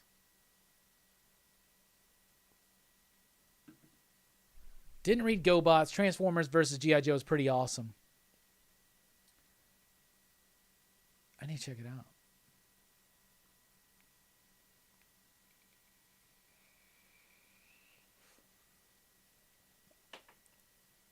Any thoughts on having a PCP Army get-together in 2021 or a 2022, maybe at a con? It would be fun to get the troops together. That would be fun, actually. Well, I'll tell you what. One thing, when comic book conventions get going full board, one that I really enjoy and I plan on going to every year because I fell in love with the city and I fell in love with the con, was Heroes Con. So once they get rolling again, maybe we should set something up for Heroes Con. Who could make it down to Charlotte, North Carolina for Heroes Con one year, and we could have a meetup? That'd be real fun. That'd be real fun. Fable wants to visit the shop one day. I want to visit you one day, Fable. I want to go to a Yankees game. It's more, I'm sure it's way more exciting where you are than where I am, brother. I'm sure. I guarantee that.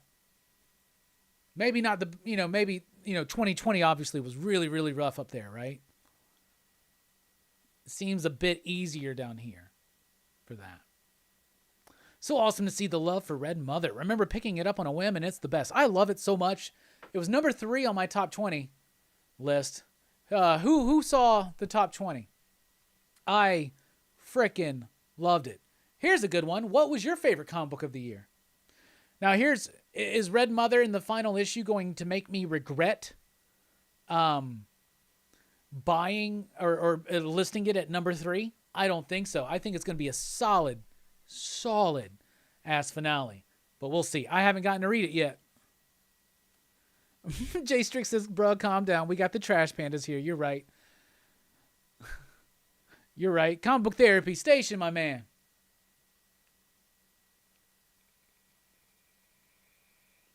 Ever tried the loaded Cry Butter and Campfire Crunch e-juice? You have to try that if you like dessert flavor. No, I haven't tried that. I really don't try many juices. I kind of just stick to this. But I love Red Mother. I love it.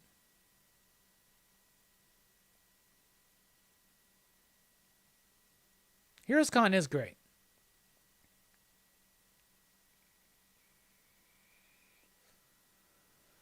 Damn, Kirk says, I'm down for Heroes Con. I'm in San Francisco, so it'd be fun to check out the South. I've never been. South is, we got our own thing here. It's funny because us down here in like Alabama, we don't think of North Carolina as the South. But it is. It's so weird. I feel like I'm going up north. And it ain't quite like going to Chicago, where if you ask for sweet tea, they'll look at you like you're fucking stupid. My response is just to look at them back like they're fucking stupid.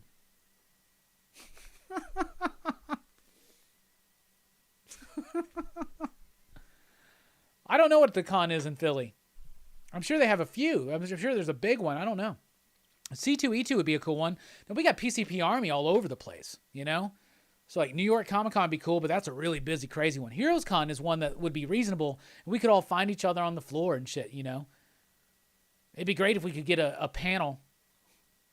We get panels at the Huntsville Comic and Pop Culture Expo. That's the best place, guaranteed to meet PCP, is in Huntsville at the Comic and Pop Culture Expo. We'll be there in April this year. Shit, I still got to pay for that. All right, let's do it. Are we real? I don't know, Jay Strick. I don't think we're real.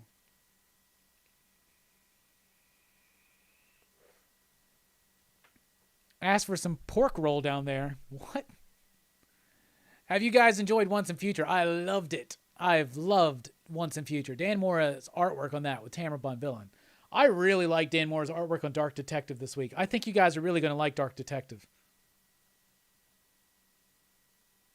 It throws you into it, too. It just throws you in, and it's a roller coaster. I really enjoyed it. I'm not trying to overhype it. I just really enjoyed it. And I liked the Grifter story. Redrick is liking the current Avengers arc. Is good so far. Enjoying the read. I'm just over the Phoenix stuff. That's my only thing. Let's let the Phoenix rest for a while. We got to go north for some soda pops. Jay Strick, why don't you go to New York with me? We'll hook up with old Herm and Fable, and we'll go to a Yankees game. And then we'll get some King Papayas? We'll go get some hot dogs and some juice. We'll go see a Broadway show. How fun would that be?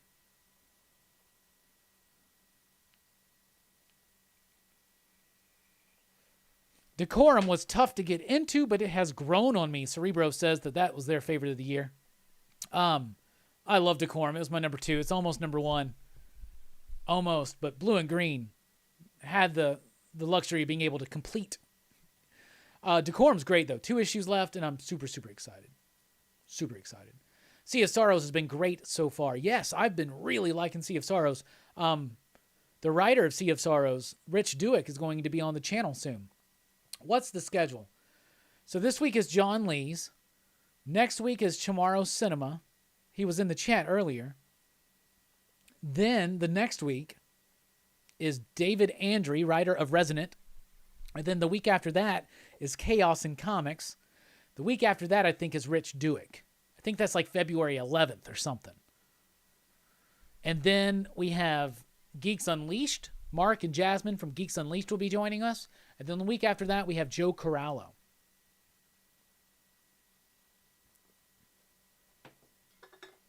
So very exciting lineup. Pretty much every Thursday from this point forward for the first couple months here. Well, Broadway may not be open right now, Billy. I'm not going right now. In fact, this year I want to try to make it to Portland. And we know why. Hey, there's Joe right there. Every time I mention Joe's going to be on the show, he just pops in and says, "What's up?" Everybody station for Joe. Let me give you the official station. But before Joe, though after alphabetically, comes John. John Lees will be on the show Thursday, 3 p.m. Central Time. Love Lee's work. Love Corallo's work. Very excited. Chat with Joe again. Joe's been on the Thinking Critical YouTube channel quite often. And I've been watching you. I've been paying attention, young man. And you're doing fine work over there.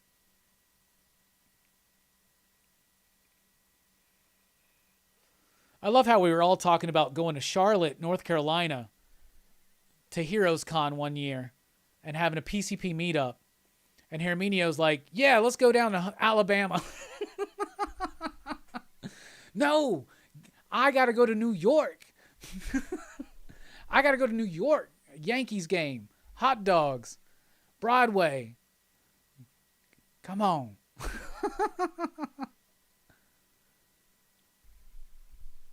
Midtown, I guess. I just want to go to a Yankees game. That's like number 1. In fact, if I could spend 5 days in New York and go to 5 Yankees games and nothing else, like nothing else, right? Like, let's say no touristy shit like the Statue of Liberty or the Empire State, none of that stuff, right?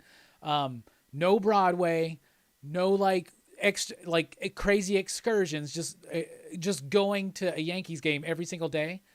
That would probably be the best, my ideal trip to New York, honestly. I do want to see a Broadway show. Phantom. Eric with the super chat says, show that like button some love, y'all. Hey, and guess what? It's been a while, so let's cue that Joker music. Love that Joker. But first, we got to do this one, because that West Coast beat. Too much talk about New York. West Coast.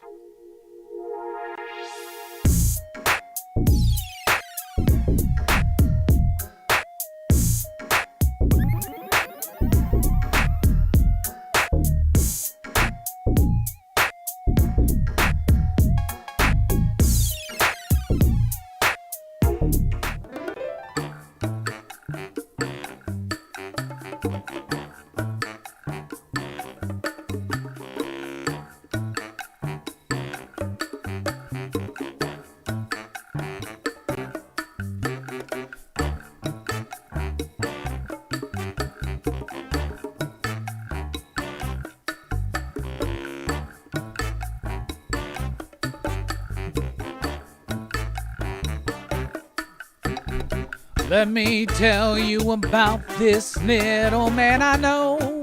His name is Wesley Snipes, yeah. He got into some trouble with the IRS not too long ago, don't you know? But it doesn't matter to me, you see. He better be in the next Blade movie in a little Easter egg type role. His name is Wesley.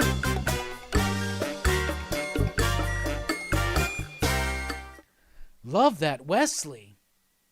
How are y'all doing? Every time we get a super chat, Wesley Snipes gets his wings. Just so you know. Working on that Tomb of Dracula number 10, because I feel like only until I actually own the first appearance of Blade, one of my all-time favorite Marvel characters, only then, when I truly own that piece of history, will I really feel confident enough to really strongly start working on pitching my 5-year Blade plan to Marvel Comics. And if that doesn't work, I'll make a 5-year indie comic about a vampire hunter named Grade. I don't know. Oh, man. No, for real. If I did have to do it on my own, I would do a 5-year epic story about a vampire hunter who is a mutated lynx, a humanoid lynx named Heisenper. So there you go. The voice of an angel. I doubt that.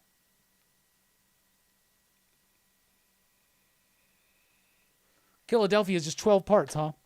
Well, now that it's completing, I can sit down and read it, because I've been hearing good things about it, and I gave up way too soon. I do still have the local comic shop day number 1, though, somewhere. Oh, Wesley come back as Whistler? Reverse Amoeba, that's a great idea. How amazing would that be? Oh, my goodness.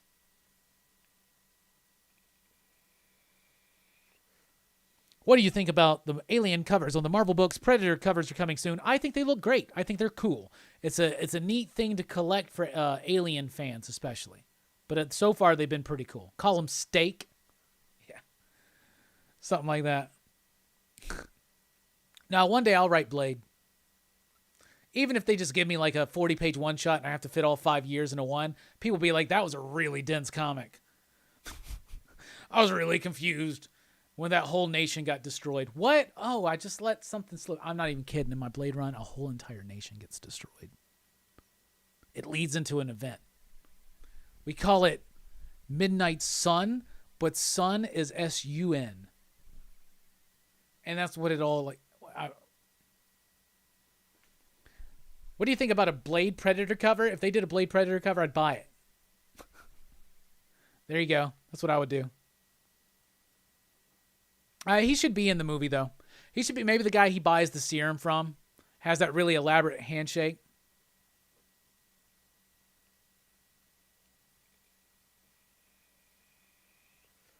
Ghost Thrasher would be... Dude, Fable, you know if I ever got a gig at Marvel, I would fight so hard for Ghost Thrasher. Because you know that they never... Here's the thing, and this is why it would work. Marvel never knows what to do with Ghost Rider. They had success with Johnny Blaze. They had success with Danny Ketch. They have never been able to recapture that. So they are always trying, and they always think that the best way to recapture something is to do the same old, or do something new. Introduce a new Spirit of Vengeance. This time with a car. This time it's a woman. That's all, right? Here's the thing. How about this? We've never really seen the Spirit of Vengeance be passed on to a known character already established, Marvel. That would be really hype. We've seen bits and pieces of this version of a Spirit of Vengeance, but like a long-term commitment to Dwayne getting the Spirit of Vengeance, totally appropriate for the character, by the way. Combining my love of 90s Ghost Rider with my love of Night Thrasher into a Blade book. Ghost Thrasher. We're putting it in the universe every single day, and we're going to make it happen. Ghost Thrasher. Ghost Thrasher basically, I think, won me one of the battle drafts over on Everything Comics.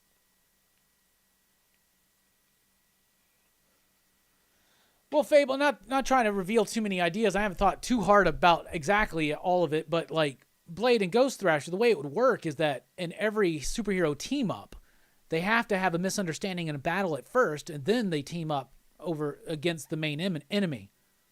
And when I say Midnight Sun, I'm not even fucking joking. I want to do what starts off as a very street level, supernatural detective story. I want to explode into some Grant Morrison type fucking shit. You just wait and see. Trust me. You don't even know. But I got a wild ass 5-year fucking plan for Blade that takes it from street level to fucking cosmic, and it makes sense. It makes sense.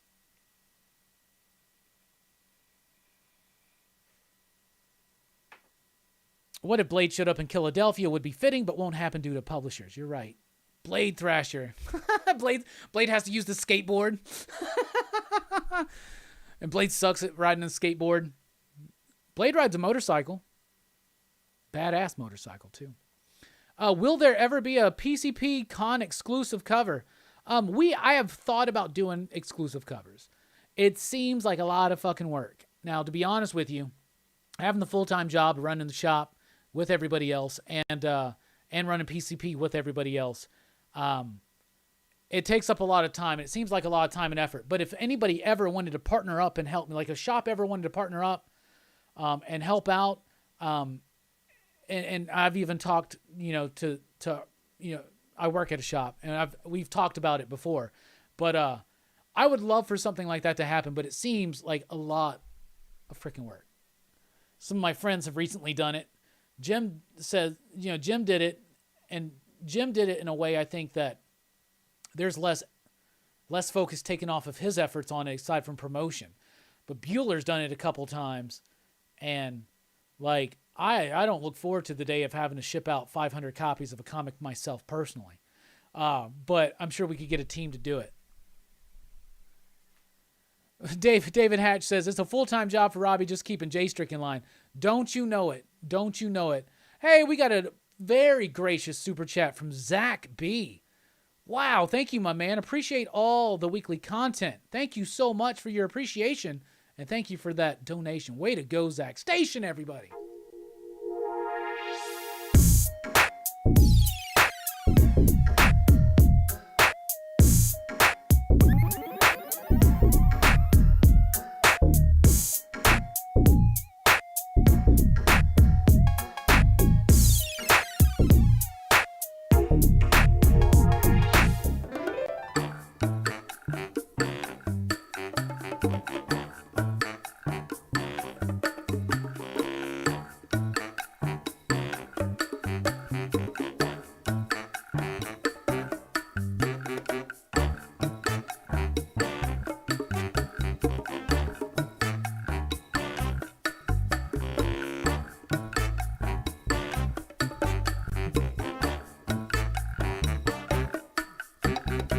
Let me tell you about this little man I know.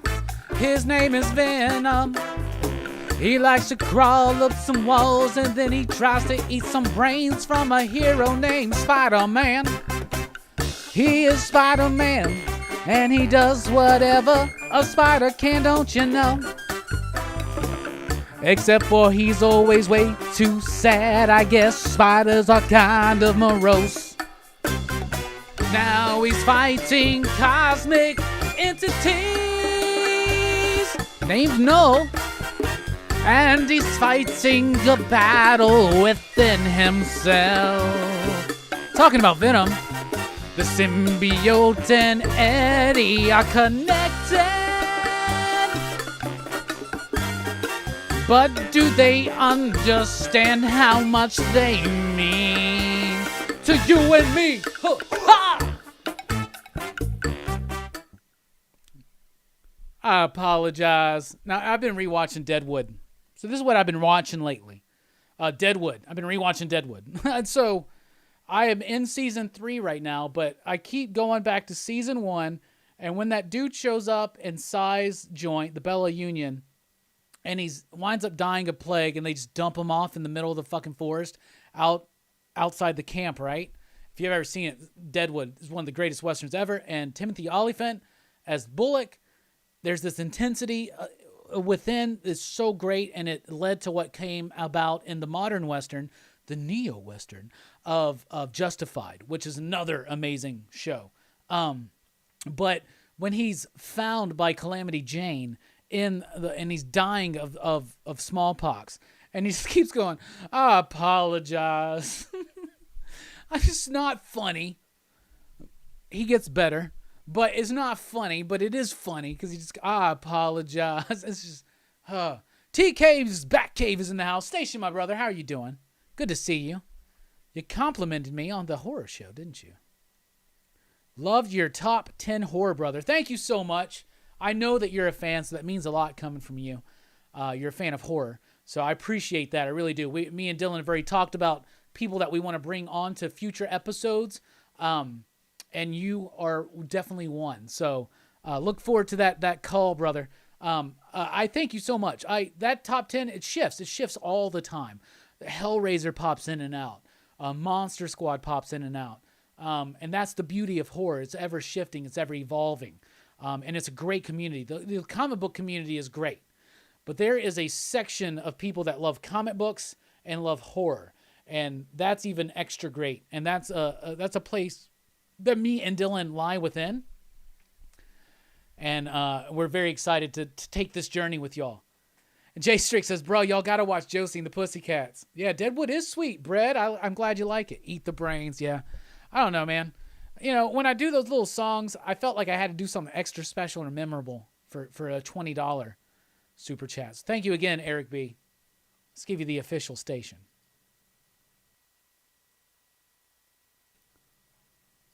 How about this bit? This is a new bit. We now pause for station identification.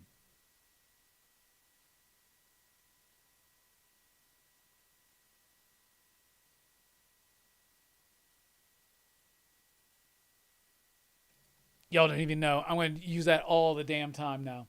Y'all don't even know. We're nearing the end of the show, and y'all don't even know. I'm going to wear that shit to death already tonight. All right. We're about to do a top 5. But before we get into that, we pause for station identification.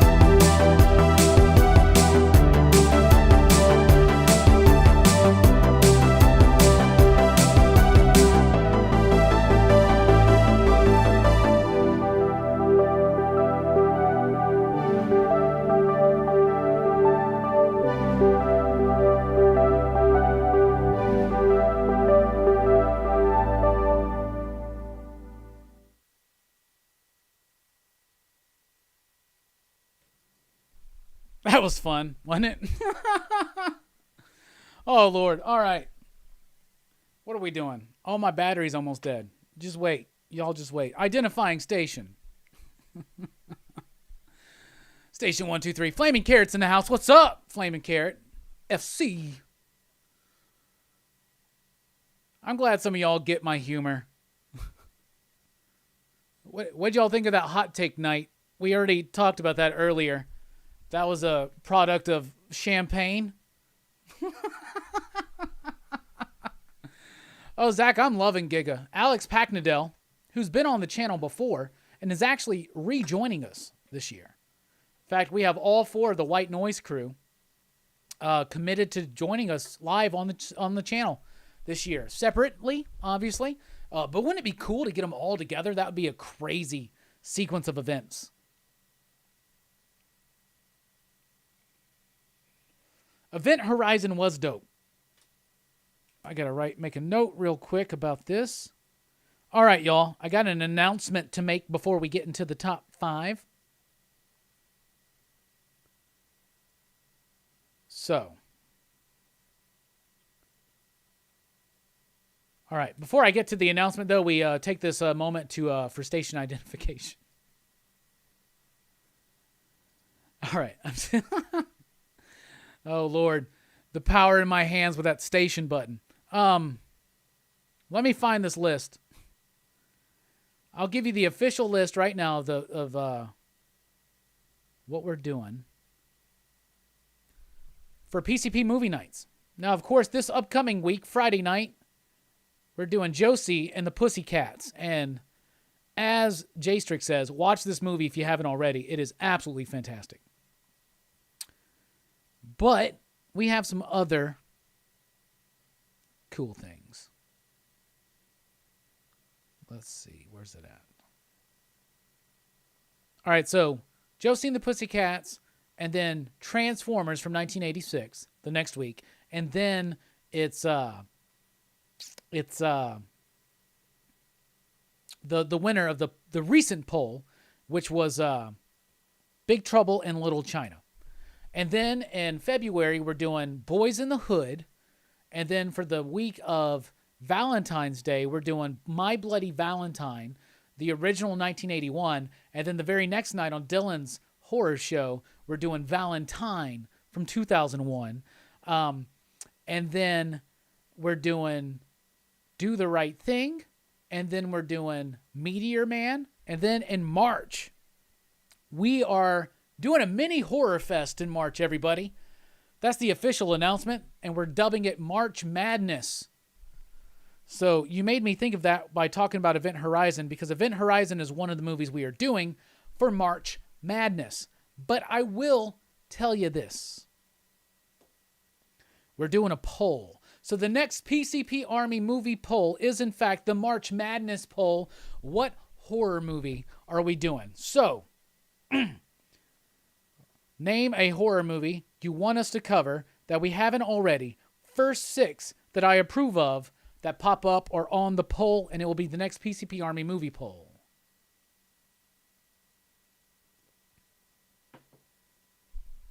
Sean, Josie is amazing. If you want to know why I exactly think it's Josie, I'll let you know Friday night.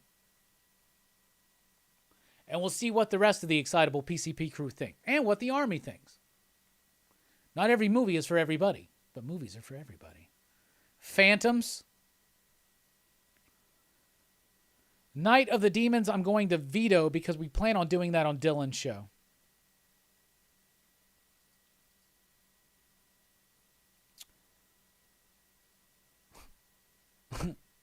Scanners, I'm going to veto because that's another one we plan on doing on Dylan's horror show. I'll put Us in there, even though we've already covered it. I'll put that on there. Texas Chainsaw Massacre. Warlock. Oh, my God. Dr. Sleep. I haven't seen that yet. That's a good one. Dead Alive. Dead Alive almost won one of the... It almost won the Let's Fuck J-Strick Up Horror Fest movie poll. And, yeah, it didn't win, but it's a hard DVD to find. But so we got the 6. It's Phantoms, Us, Texas Chainsaw Massacre, Warlock, Dr. Sleep, and Dead Alive. What do you think's going to win that one?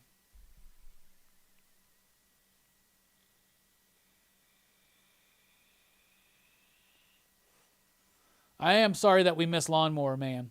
In fact, fuck it, I'm putting Lawnmower Man on there. We'll do 7. Because Lawnmower Man's got to be on there. Us, we've already done. We'll put it on the list. We've already done us, though. But that was initial thoughts. But we're doing Lawnmower Man for sure. Or we're going to. Yeah. Ed is out. People Under the Stairs is great. Sorry for I hate to veto, but Night of the Demons and Scanners are 2 movies that Dylan is already planning on reviewing on his channel this year for Dylan's horror show. Hell yeah, that's a good section of things there. All right, now it's time for a top 5. Tonight we're doing top 5 a little bit differently. It's physical top 5. We're doing my top 5 personal action figures from Masters of the Universe in my personal collection. My favorite, out of what I actually own, these are my top 5 favorite Masters of the Universe figures.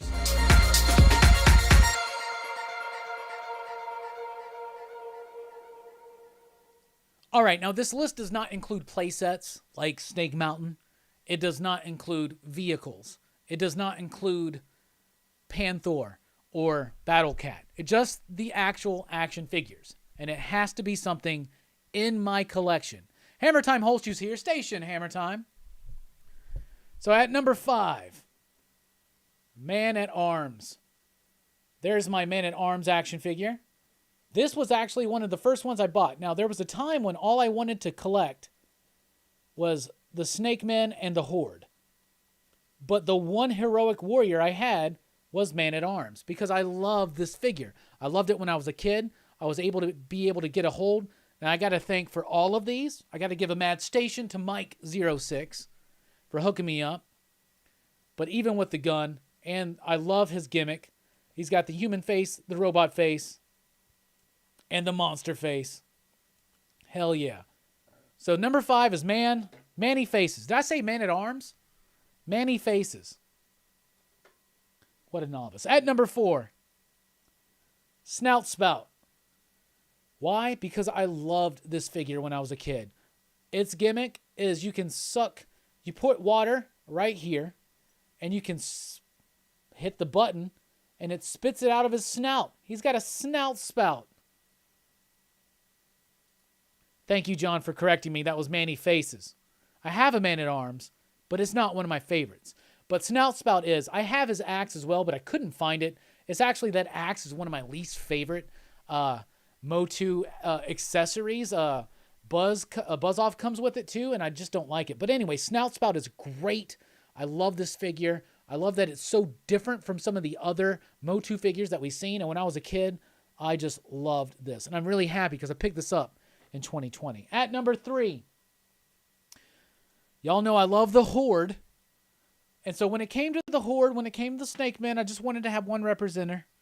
And my favorite Horde figure, because I still haven't picked up a Hordak with the cape. So I don't technically have a complete Hordak. Though I have many Hordaks, but none of them complete. It's Mosquitor. Now, he's not complete either, because I don't have his gun. I would love his gun, even if it was 3D printed. If anybody out there knows anything on a Mosquitor gun, I would love it. But he was a late addition to the Horde. He's a mosquito, and he sucks blood, and I have one of those ones where the blood still works. You push the button, and it pumps the blood. Look at that. Oh, my freaking goodness. This is like one of the absolute coolest gimmicks in Motu history. Mosquitor is my number 3. At number 2, Skeletor. Skeletor, first of all, I think has the best head sculpt out of all of the Motu figures. This is my Skeletor. This is Dragon Blaster Skeletor because he's got the dinosaur, the dragon, on his back. It's a vest. You can actually pull it off, and you could actually, one of the play actions is you can have regular Skeletor, then he can put this on, and really cool. This is my favorite version of Skeletor because of that, aside from the original. I do not have the chain or the lock. I would love to get those again, but the idea, you put the water in there, it's a pump, and he spits water, but I just love, it's that badass Skeletor sculpt, but with this little extra bonus feature, and I was really thrilled when I got that. Now, I do have a Terror Claws Skeletor lined up, but he does not have his accessories at all. But one day I'll find that. And my number 1 Motu action figure in my personal collection. Y'all know it's a Snake Man, the real owners of Snake Mountain, and it's King Hiss. This is my favorite one. It was my favorite when I was a kid. I obsessed over this figure. I loved it. I obsessed over this figure. And when Mike helped me get this, actually, I think Mike gave this to me. I think it was a gift from Mike. This is my favorite. This is complete. He's got his staff. He's got his shield. And yes, why this figure? What's the action feature that I loved so much as a kid? I love 2-in-1s. And to me, this figure is a 2-in-1 because King Hiss is actually just a bunch of fucking snakes. And when I was a kid, I was obsessed with this. I was obsessed with this. So that's it. Number 5, Manny Faces. Number 4, Snout Spout. Number 3, Mosquitor. Look at that. Once again, look at that beautiful blood action.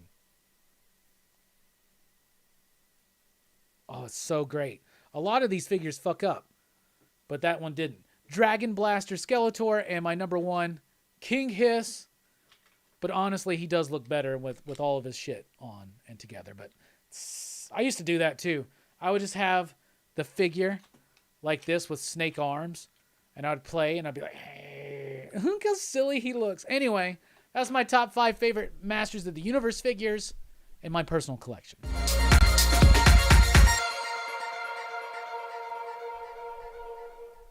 So did a little bit of show and tell with the top 5 there. I thought that was interesting though.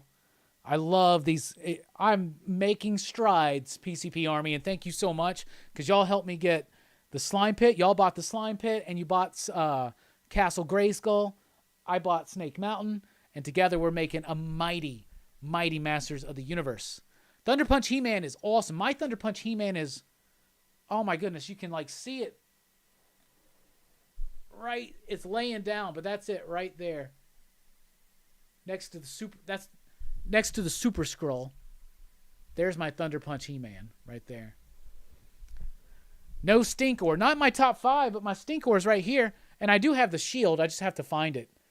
I have my Motu accessories in mini boxes spread throughout. But, you know, and Stinkor is just a merman with Mechanex's vest.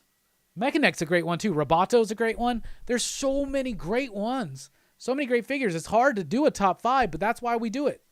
Because it's hard to do. One of my favorite things about the Snout Spout is I don't think he has the rubber band like legs. Maybe that was because of they knew it would be like forward heavier. I don't know. The only problem is it's really hard to display these things. Really, really hard. And there are people that 3D print these because there's no pegs. And because the bands always get weak, like these bands are really weak. You see that? But Mike knows how to redo them, and like those are weak, but some are strong. Like Triclops, Mike redid these legs. And trust me, it's not quite as bad. And I'm trying to get everything as near complete as possible. And if not, just get what you can and then try to piece it together. So eventually we'll get the claws for the Skeletor. That's the idea. But anyway, yeah, and he does smell. That one still smells. Now, Mike told me, like, when you do some work on these figures, sometimes you actually have to, like, heat up some of the bits. And people have made the mistake of doing that with Stinkor. And if you activate, you can activate Stinkor again if it loses its scent by warming it up. And if you boil, for instance, like, it goes crazy. Check out YouTube videos on action figure action photography. Hell yeah, Mike does good photography on action figures too. Mike just does good photography in general. But John, if you really are serious, Hammer Time, about getting solid into a Motu collection, a vintage collection, Mike can hook you up. But do understand that I have first dibs on everything that comes through right now. But we're getting close to it. My trap jaw is complete. The only problem is his chest. The other pieces are in the other room, but I love how they actually go on his belt. But his chest is discolored, but I haven't found a trap jaw vintage that didn't have a discolored chest yet. So that might be something that's going to happen on all of them. Yeah, don't microwave your Stinkor. You might have all the stuff I want, so we are not competing. Like I said, John, you can come over anytime and we can play with them. You invite me over to your house to play your arcade. So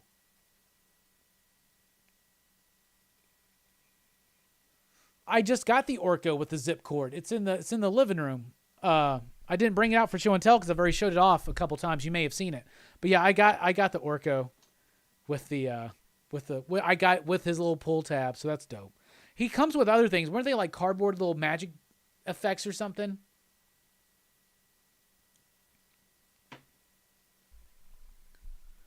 Yo, Robbie, why Book Studios every comics are slow burn? Why are Boom Studios every comics a slow burn? Because they're written. They're independent books, and so what they are is they're complete stories told episodically, and so each episode, it's like a TV show, right? But they have this overall arc, and they write towards the trade now for the collected edition, because so many people can get the chance to read the first issue and follow along, but so many more people get the chance to read the trades, and it's a different experience. But they are written for that.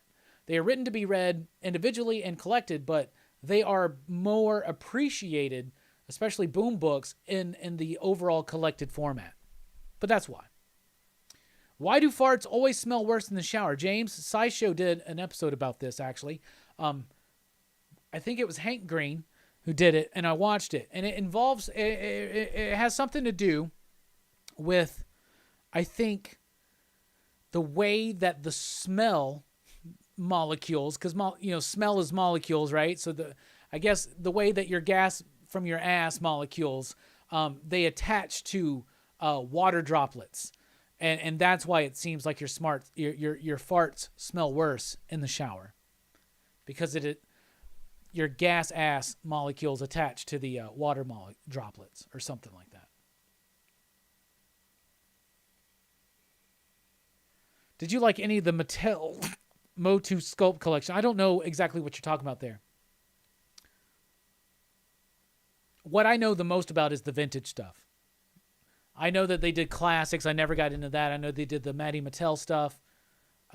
Maybe that was the same thing, but they did the revival of it in the early 2000s. Those are some neat bits. I do want that slime pit, even though it's the Harry Potter slime pit, I think, but I still want it. And now we pause for station identification.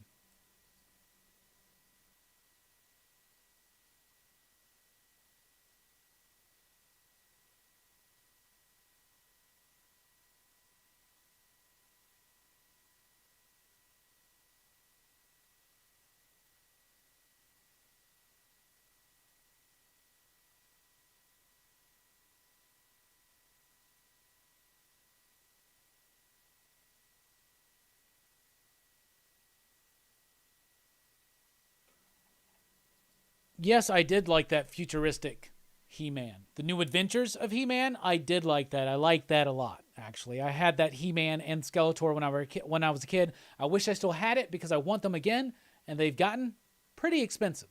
So, but yes, I did like it. I liked it a lot. It was right around the same time as G2 Transformers, and I ate that shit up too. I don't have a G1 Optimus Prime. Don't care. I got a G2. That's all I need. I want a G2 Megatron. Joe says, that was my He-Man as a kid. See, I loved it. I loved how he had... I've said this before. I have a thing for action figures in which you can put helmets on them and have vests on them and snapping parts and different weapons. And that He-Man figure was dope because he had the helmet and the vest, and the sword would fit in the little sheath that was made back there, and then you pulled it off and he was He-Man. I loved it, and I love how it was integrated into the story. Like him and Skeletor go through a portal, and they go into this futuristic land, and Skeletor's all messed up, and he has to get these cybernetic parts, and he's like cyborg now, like half cyborg. And I loved it. And those last He-Man and Skeletor releases, the Laser Fist ones, which we didn't really get here in America, they're super rare and hard to find. I would love to get a hold of one. They're so expensive. But they start reflecting those designs. So I like it. It didn't work, but, I don't fault them for trying. Like Joe says, that was one of the He-Mans as a kid for me. Now, this was my He-Man as a kid, but I loved that shit too. I just liked He-Man, and I liked how because Motu was the shit as a kid, and G.I. Joe, and you kind of had the idea that they were all different. They all were meant to be played different. But once figures started kind of like the rise of Toy Biz in the 90s and late 80s, right? Where everything was to scale, so you could have your Marvel and DC figures line up. And that's one of the reasons why I think I'm so fascinated with those characters. Because Superpowers and Secret Wars, they didn't match up. But the Toy Biz Marvel figures and the Toy Biz, and then later on the Kenner Batman and DC figures, they lined up and it worked. And that's what we've gotten today. Like we're spoiled now as adult toy collectors with Hasbro. As much as we like to bitch and moan about their business practices, which are valid grievances, right? We talk about them every week in PCP Backchat on Friday nights. But by the way, PCP Backchat is the show after the show on the movie nights. If you ever look at one of our movie reviews and you go, oh, 3 hours on that movie? No, it's an hour on that movie and then 2 hours of us bullshitting. That's just how it goes. But we keep it real and flowing. But I think that we're spoiled now with Hasbro because we got Star Wars and Marvel and you got Power Rangers and even Transformers and G.I. Joe now. You got all of them in the same scale and they all work together so you can do a badass Snake Eyes versus Wolverine versus fucking the Green Ranger and do some photography and make it look cool and set it up in your place or in your man cave or your nerd cave or your girl cave or whatever, right? And just absolutely love it, right? And so I think that's fantastic. I got to pose Night Thrasher with Red Zeo. By the way, my Red Zeo, I can't find the helmet. I know I opened it up here on the channel, but it just fell. Nick says, I love the unscripted PCP bullshit hours. That's where we're at. 42-23 Browns. Wow, that seems like they're trying to get it going. Trying. Anyway, the idea of figures being in scale to one another is really fantastic. And that's why I love the chance to get things like a Michael Myers or a Jason Voorhees in a Masters of the Universe look, or Thundercats even. We were so used to them being so different for so long, and now we're used to them being the same. And that's why we're annoyed with the McFarlane DC toys. Let's be honest. For the most part, I think those McFarlane DC toys are really dope. Now, they're not quite up to the level of a lot of his Spawn toys. They seem more like I guess there's more intentional playability, even though why is a kid buying a Batman Who Fucking Laughs action figure? But more power to him. I was reading Bloodbath when I was a fucking kid, so why not? Bloodlines and all that shit, so why not? There's a lot of murder in that. But I think a lot of people are annoyed with them because they're a little bit bigger. They're not the scale. We want them to work together. So, yeah. Could you imagine if Hasbro could just work it out? Do some Justice League figures. It ain't going to happen. Yeah, the only McFarlane one that I've managed to get so far has been the Batman Who Laughs. I'm steering clear of them because Lightning Collection is enough, plus the random assortment of other figures I want, the occasional Transformer, the occasional Marvel Legends. I would like to have the two Groblins because there are two different ones. That would be cool, and I am going to get the Robin King, though. So I think just the Batman Who Laughs and the Robin King would be fine. But it would be cool to have. Wish I jumped on that Spawn Kickstarter figure. When you getting that, Robbie? Got an email last week from Todd that said it's shipped already, but it's from China. It has to go through a lot of shit, but they're on their way. So I am very excited for my Spawn Kickstarter to come in.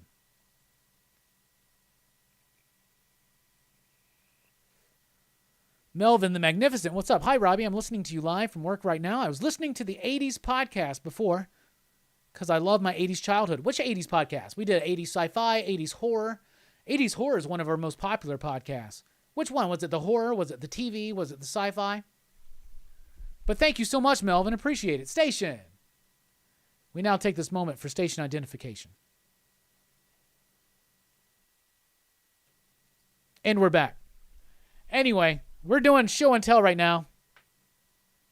We got some cool ones. Station identification.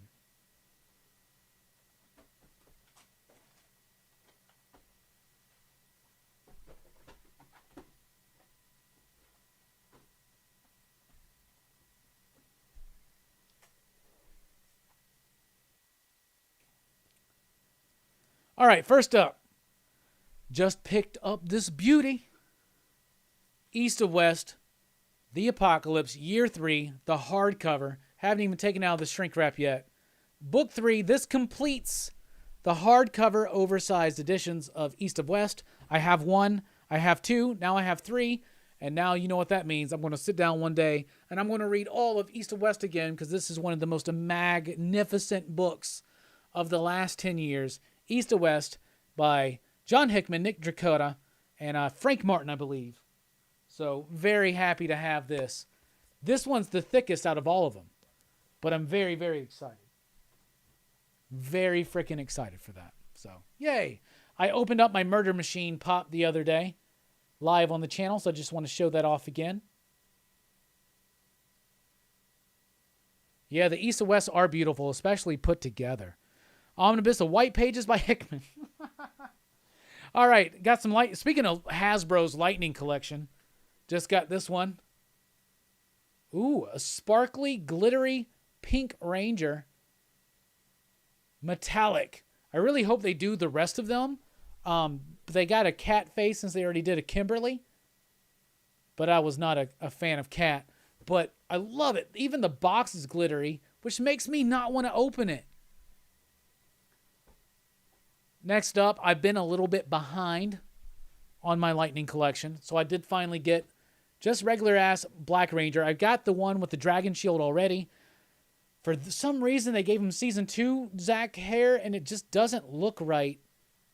But yeah, finally got the Black Ranger. So pink and black, glittery pink. One of these we may or may not open on After Hours, on the post-credits. But we don't do post-credits here. Yes, we do. I thought I was done with that bit. All right, next up. Speaking of the random Transformer.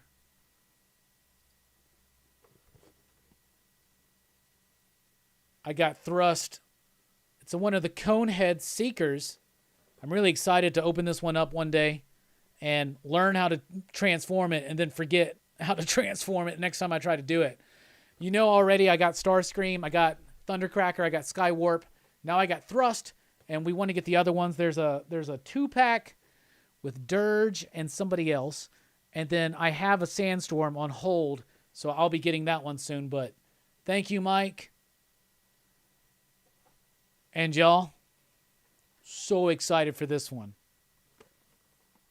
I got my Gigawatt. Oh, I got my Gigawatt. It is a transforming DeLorean that becomes Gigawatt, a time-traveling Autobot. How cool. Very excited for this one. Nice. Really annoying that they put this fucking sticker right there. Really fucking annoying, by the way. How am I supposed to use my red visors to see his stats? That pisses me off. Aside from that, who cares? I'm going to open it up anyway one day. Gigawatt. Very excited. And that is Show and Tell. And we wrap up Show and Tell with the Final 9. Final 9, which we're going through my Blu-ray collection. We left off at the beginning with the first 6. Now we're on the Final 9. And we left off with Iron Man 2. So, of course, Iron Man 3. Gotta have it. Gotta have it. Next up, The Invincible Iron Man, which is an animated movie. I really like this movie. I thought it was pretty cool. So I still have it, still in my collection. Then there's It. That's the original one with Tim Curry as Pennywise. I've got the Walmart lenticular cover where his eyes shift and change. Really happy with that.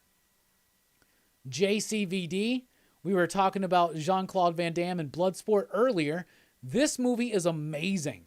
JCVD, if you have not seen this film and you like Jean-Claude's work, you got to check that one out. Now, some DC animated movies. There's Justice League Crisis on Two Earths. This one was written by Dwayne McDuffie shortly before he passed away, sadly. It's also got the Spectre exclusive short. That was really, really fun. Justice League Flashpoint Paradox.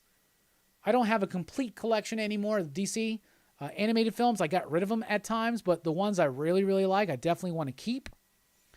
And one of my favorites is Justice League New Frontier, and I've got the commemorative edition, the Steel Book, which is just absolutely gorgeous.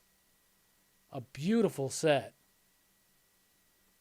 A great, amazing, monumental comic book. and a beautiful movie and a great steelbook collected edition that I can't seem to shut right. There it is. There you go. Next up, Land of the Dead. There's the version I have. It's the original Blu-ray release. I do want to upgrade to the Scream Factory one day, probably this year. We'll see. And finally, in the final 9, it's a Criterion movie. I used to have a lot of Criterions on DVD, but when they made the jump to Blu-ray, I got rid of a lot of them, and I maybe want to rebuild some of those. But I do have this one still. The Last Temptation of Christ, Martin Scorsese. I love this movie, and it's the final one to show off for my Blu-ray collection on the final 9. And there you go. Hey, Robbie, which 80s rare toys do you wish they remade? I wish they remade Infaceables or Brave Star. I would go with Centurions, which I'm hearing rumors that maybe they're doing that. Centurions, Supernaturals, and Visionaries. I want some Supernaturals and Visionaries. I have a line on some Supernaturals, by the way. Very excited about that. Yeah, that's a nice Back to the Future Transformer. Gigawatt. Hell yeah, I'm super excited. Interesting. I just got a buzzworthy Bumblebee and Billie Eilish bad guy doll from Target. Soundwave will be in tomorrow.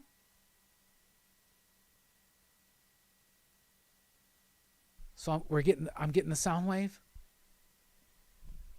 Man, these new ones are dope. I'm excited. Dino Riders needs to come back, John. You're right. They teased us and they were like, Entertainment Earth is doing an exclusive Dino Riders revitalization, but they're like, you remember those like little plastic army figures? They're like those, but Dino Riders. They're not actually Dino Riders. Oh my goodness, Dino Riders. 42:30, Browns don't blow it. 11 minutes to go. You gotta be kidding me. Oh, I'd love some new modern day GoBots. Oh, imagine a Leader 1 to scale with this. Oh, I mean, they've already kind of done it. Anyway, 60 watching. Let's get to 60 likes. Looks like I got 76 likes. I think we've done it. That's awesome. Sectars was another great toy line. We had some Sectars fucking come into the shop. We still have some. It was something that I think is cool, but I'm focusing on Motu right now. I'm just focusing on Motu and my 90s Toy Biz. Oh, and any Silverhawks any day, but they're way too expensive. You know I love me some Silverhawks. Silverhawks. Anyway, that's the show. Thank you so much. Really do appreciate you joining us tonight. I promise you there will or will not be a post-credit show. Anyway, y'all have been the best. Don't forget, Wednesday night, 7:30 p.m. Central Time, Talking Comics Live here on the channel. Thursday, 3 p.m. Central Time in the afternoon, John Lees, writer of Mountainhead, Sink, and Hotel, will be chatting with me and Brian on the channel. Friday night is PCP Movie Night, 9 p.m. Central Time, a live discussion of Josie and the Pussycats, followed by PCP Back Chat. And Saturday, Dylan's Horror Show, the second episode. I will be there with Dylan talking about our favorite movies for each year of the 1980s. Horror, of course. But anyway, thank you guys so much. Station identification. We are out. We love you. Thanks for rocking with us. PCP, y'all have a great week. Stay blessed. Stay living. Stay large. I'm trying to find where's the damn button. There it is. Y'all have a good one.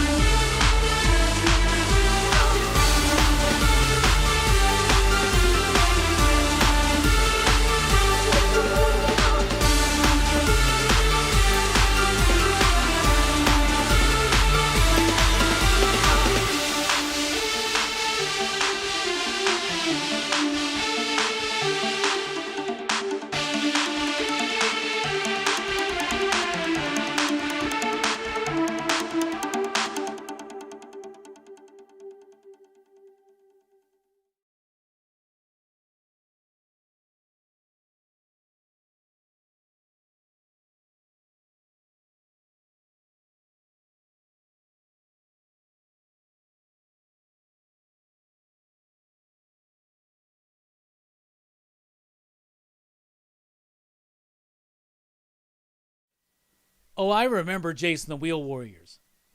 Or at least I know of them. Remember them? Probably not so much. But I know what you're talking about, young man.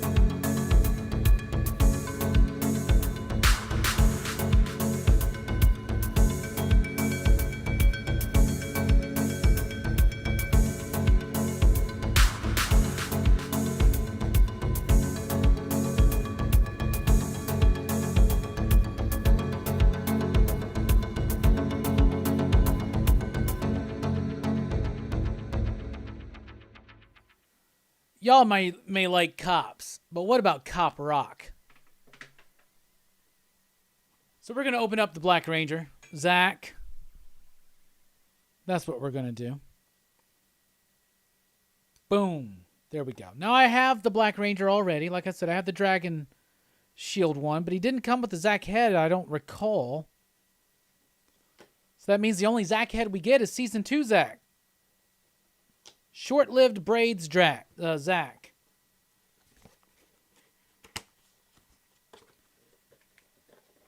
But it's going to be nice to have a proper Black Ranger to add to the Mighty Morphin shelf out in the other studio. You guys been liking the other studio? In the videos, we're going to switch back to here for a while soon. We got to look at this atrocious head. This head is so bad. I think Walter Jones even called out Hasbro and they're like, yo, if you want me, Bionic 6, if you want me to pose or do a 3D model, just holler. I'll do it anytime. That's interesting. All right, so first of all, there's the Zach head.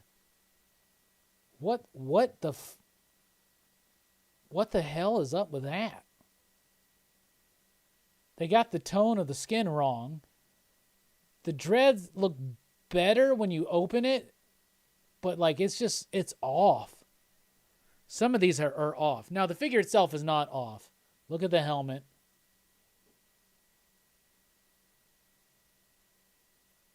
If it will focus. Yeah. Nice detail on these. Here's what's interesting.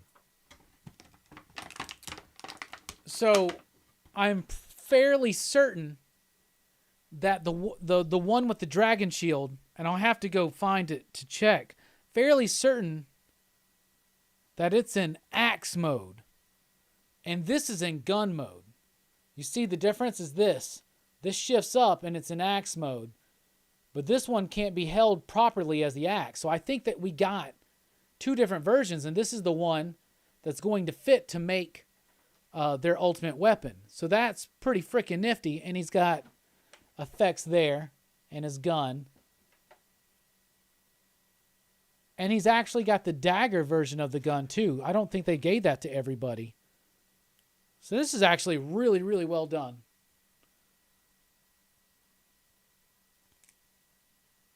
I'm very excited to finally have the Mighty Morphin complete. Hey, Dragon Saiyan Slots. Bobby Bonilla, hell yeah. Fuck yeah, $5 super chat.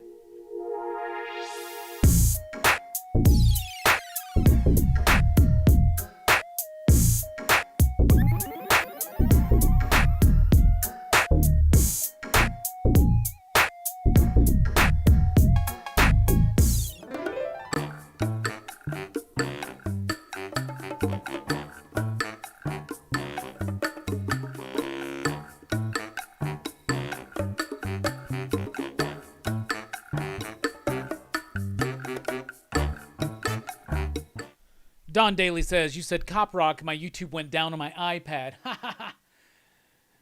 Dragon Saiyan Slots, thank you so much for the super chat, my man. I appreciate that.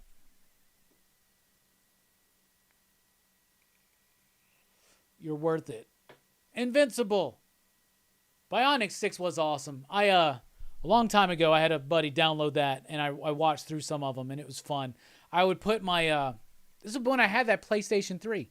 I would just make a thumb drive, and it would be like Bionic 6, Snorks, Centurions, like Spider-Man from the 80s, like the regular Spider-Man and Spider-Man and His Amazing Friends, X-Men, Thundar, Fantastic Four from the late 60s, all these different cartoons, whatever I could think of, and I would just jumble them up, and I would just hit play on shuffle, and that's what I would watch as I would be chilling and then getting ready for bed. So that was always fun.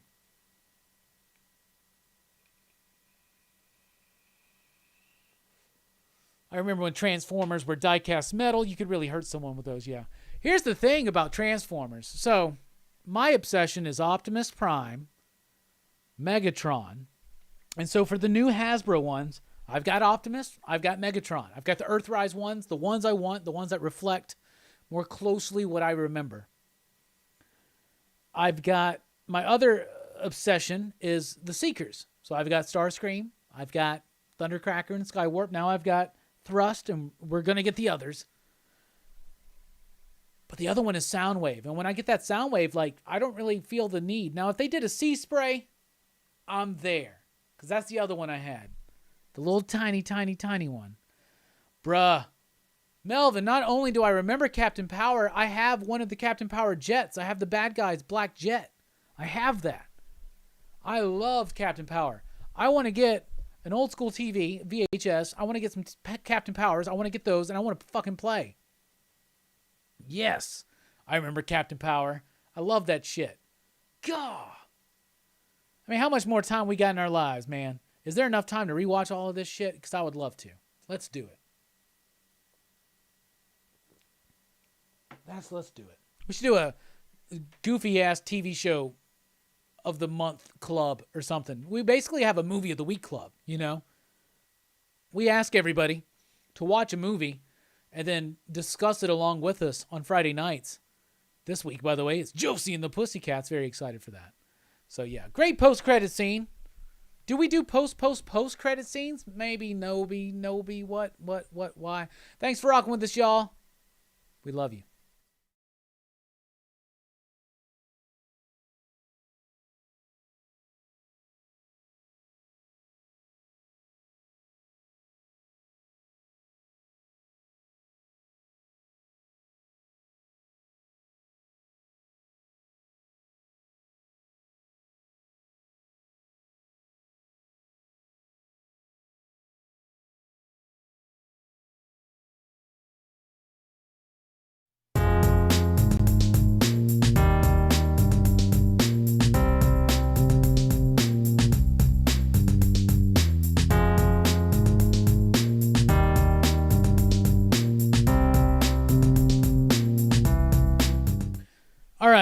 We're doing a taste test. So I got these brand new chips today when I was at the grocery store. They're Game Day Chili, limited time flavor from Lay's. So I'm going to eat one or two and let you know if it's any good. Now, I haven't tried these yet. It doesn't seem like this is one of those, they usually do the flavor competition. It doesn't seem like this is one. It just seems like it's an actual limited day thing. We just hit the postseason in NFL this week, so seems appropriate. Game Day Chili. One of my favorite things in the world, speaking of culinary arts, is Game Day Chili. So I appreciate Game Day Chili. By the way, Hell's Kitchen is back. Loved the first episode. Very excited to see where they go. So here we go.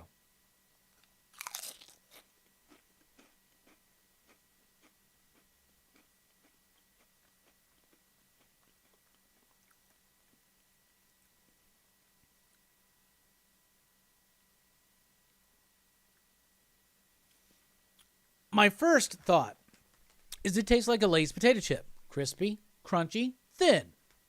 Nice texture. There's grit from the seasonings, obviously. How is the flavor? Initially, I tasted barbecue-y cheesy. Then it went to a vinegary, but then very quickly into a very authentic chili taste. So let's see what it does again on the second try.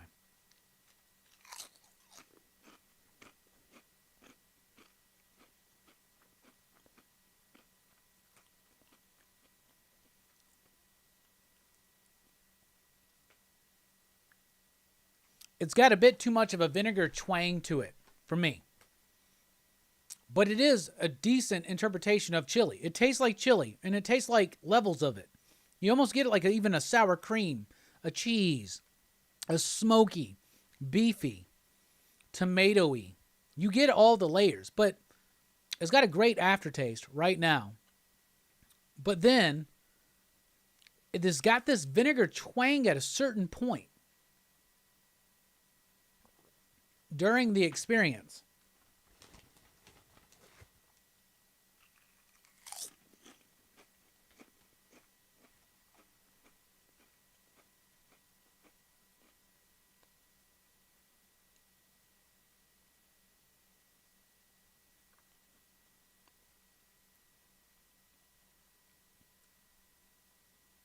It's got a twang. There's something, it's a vinegary thing.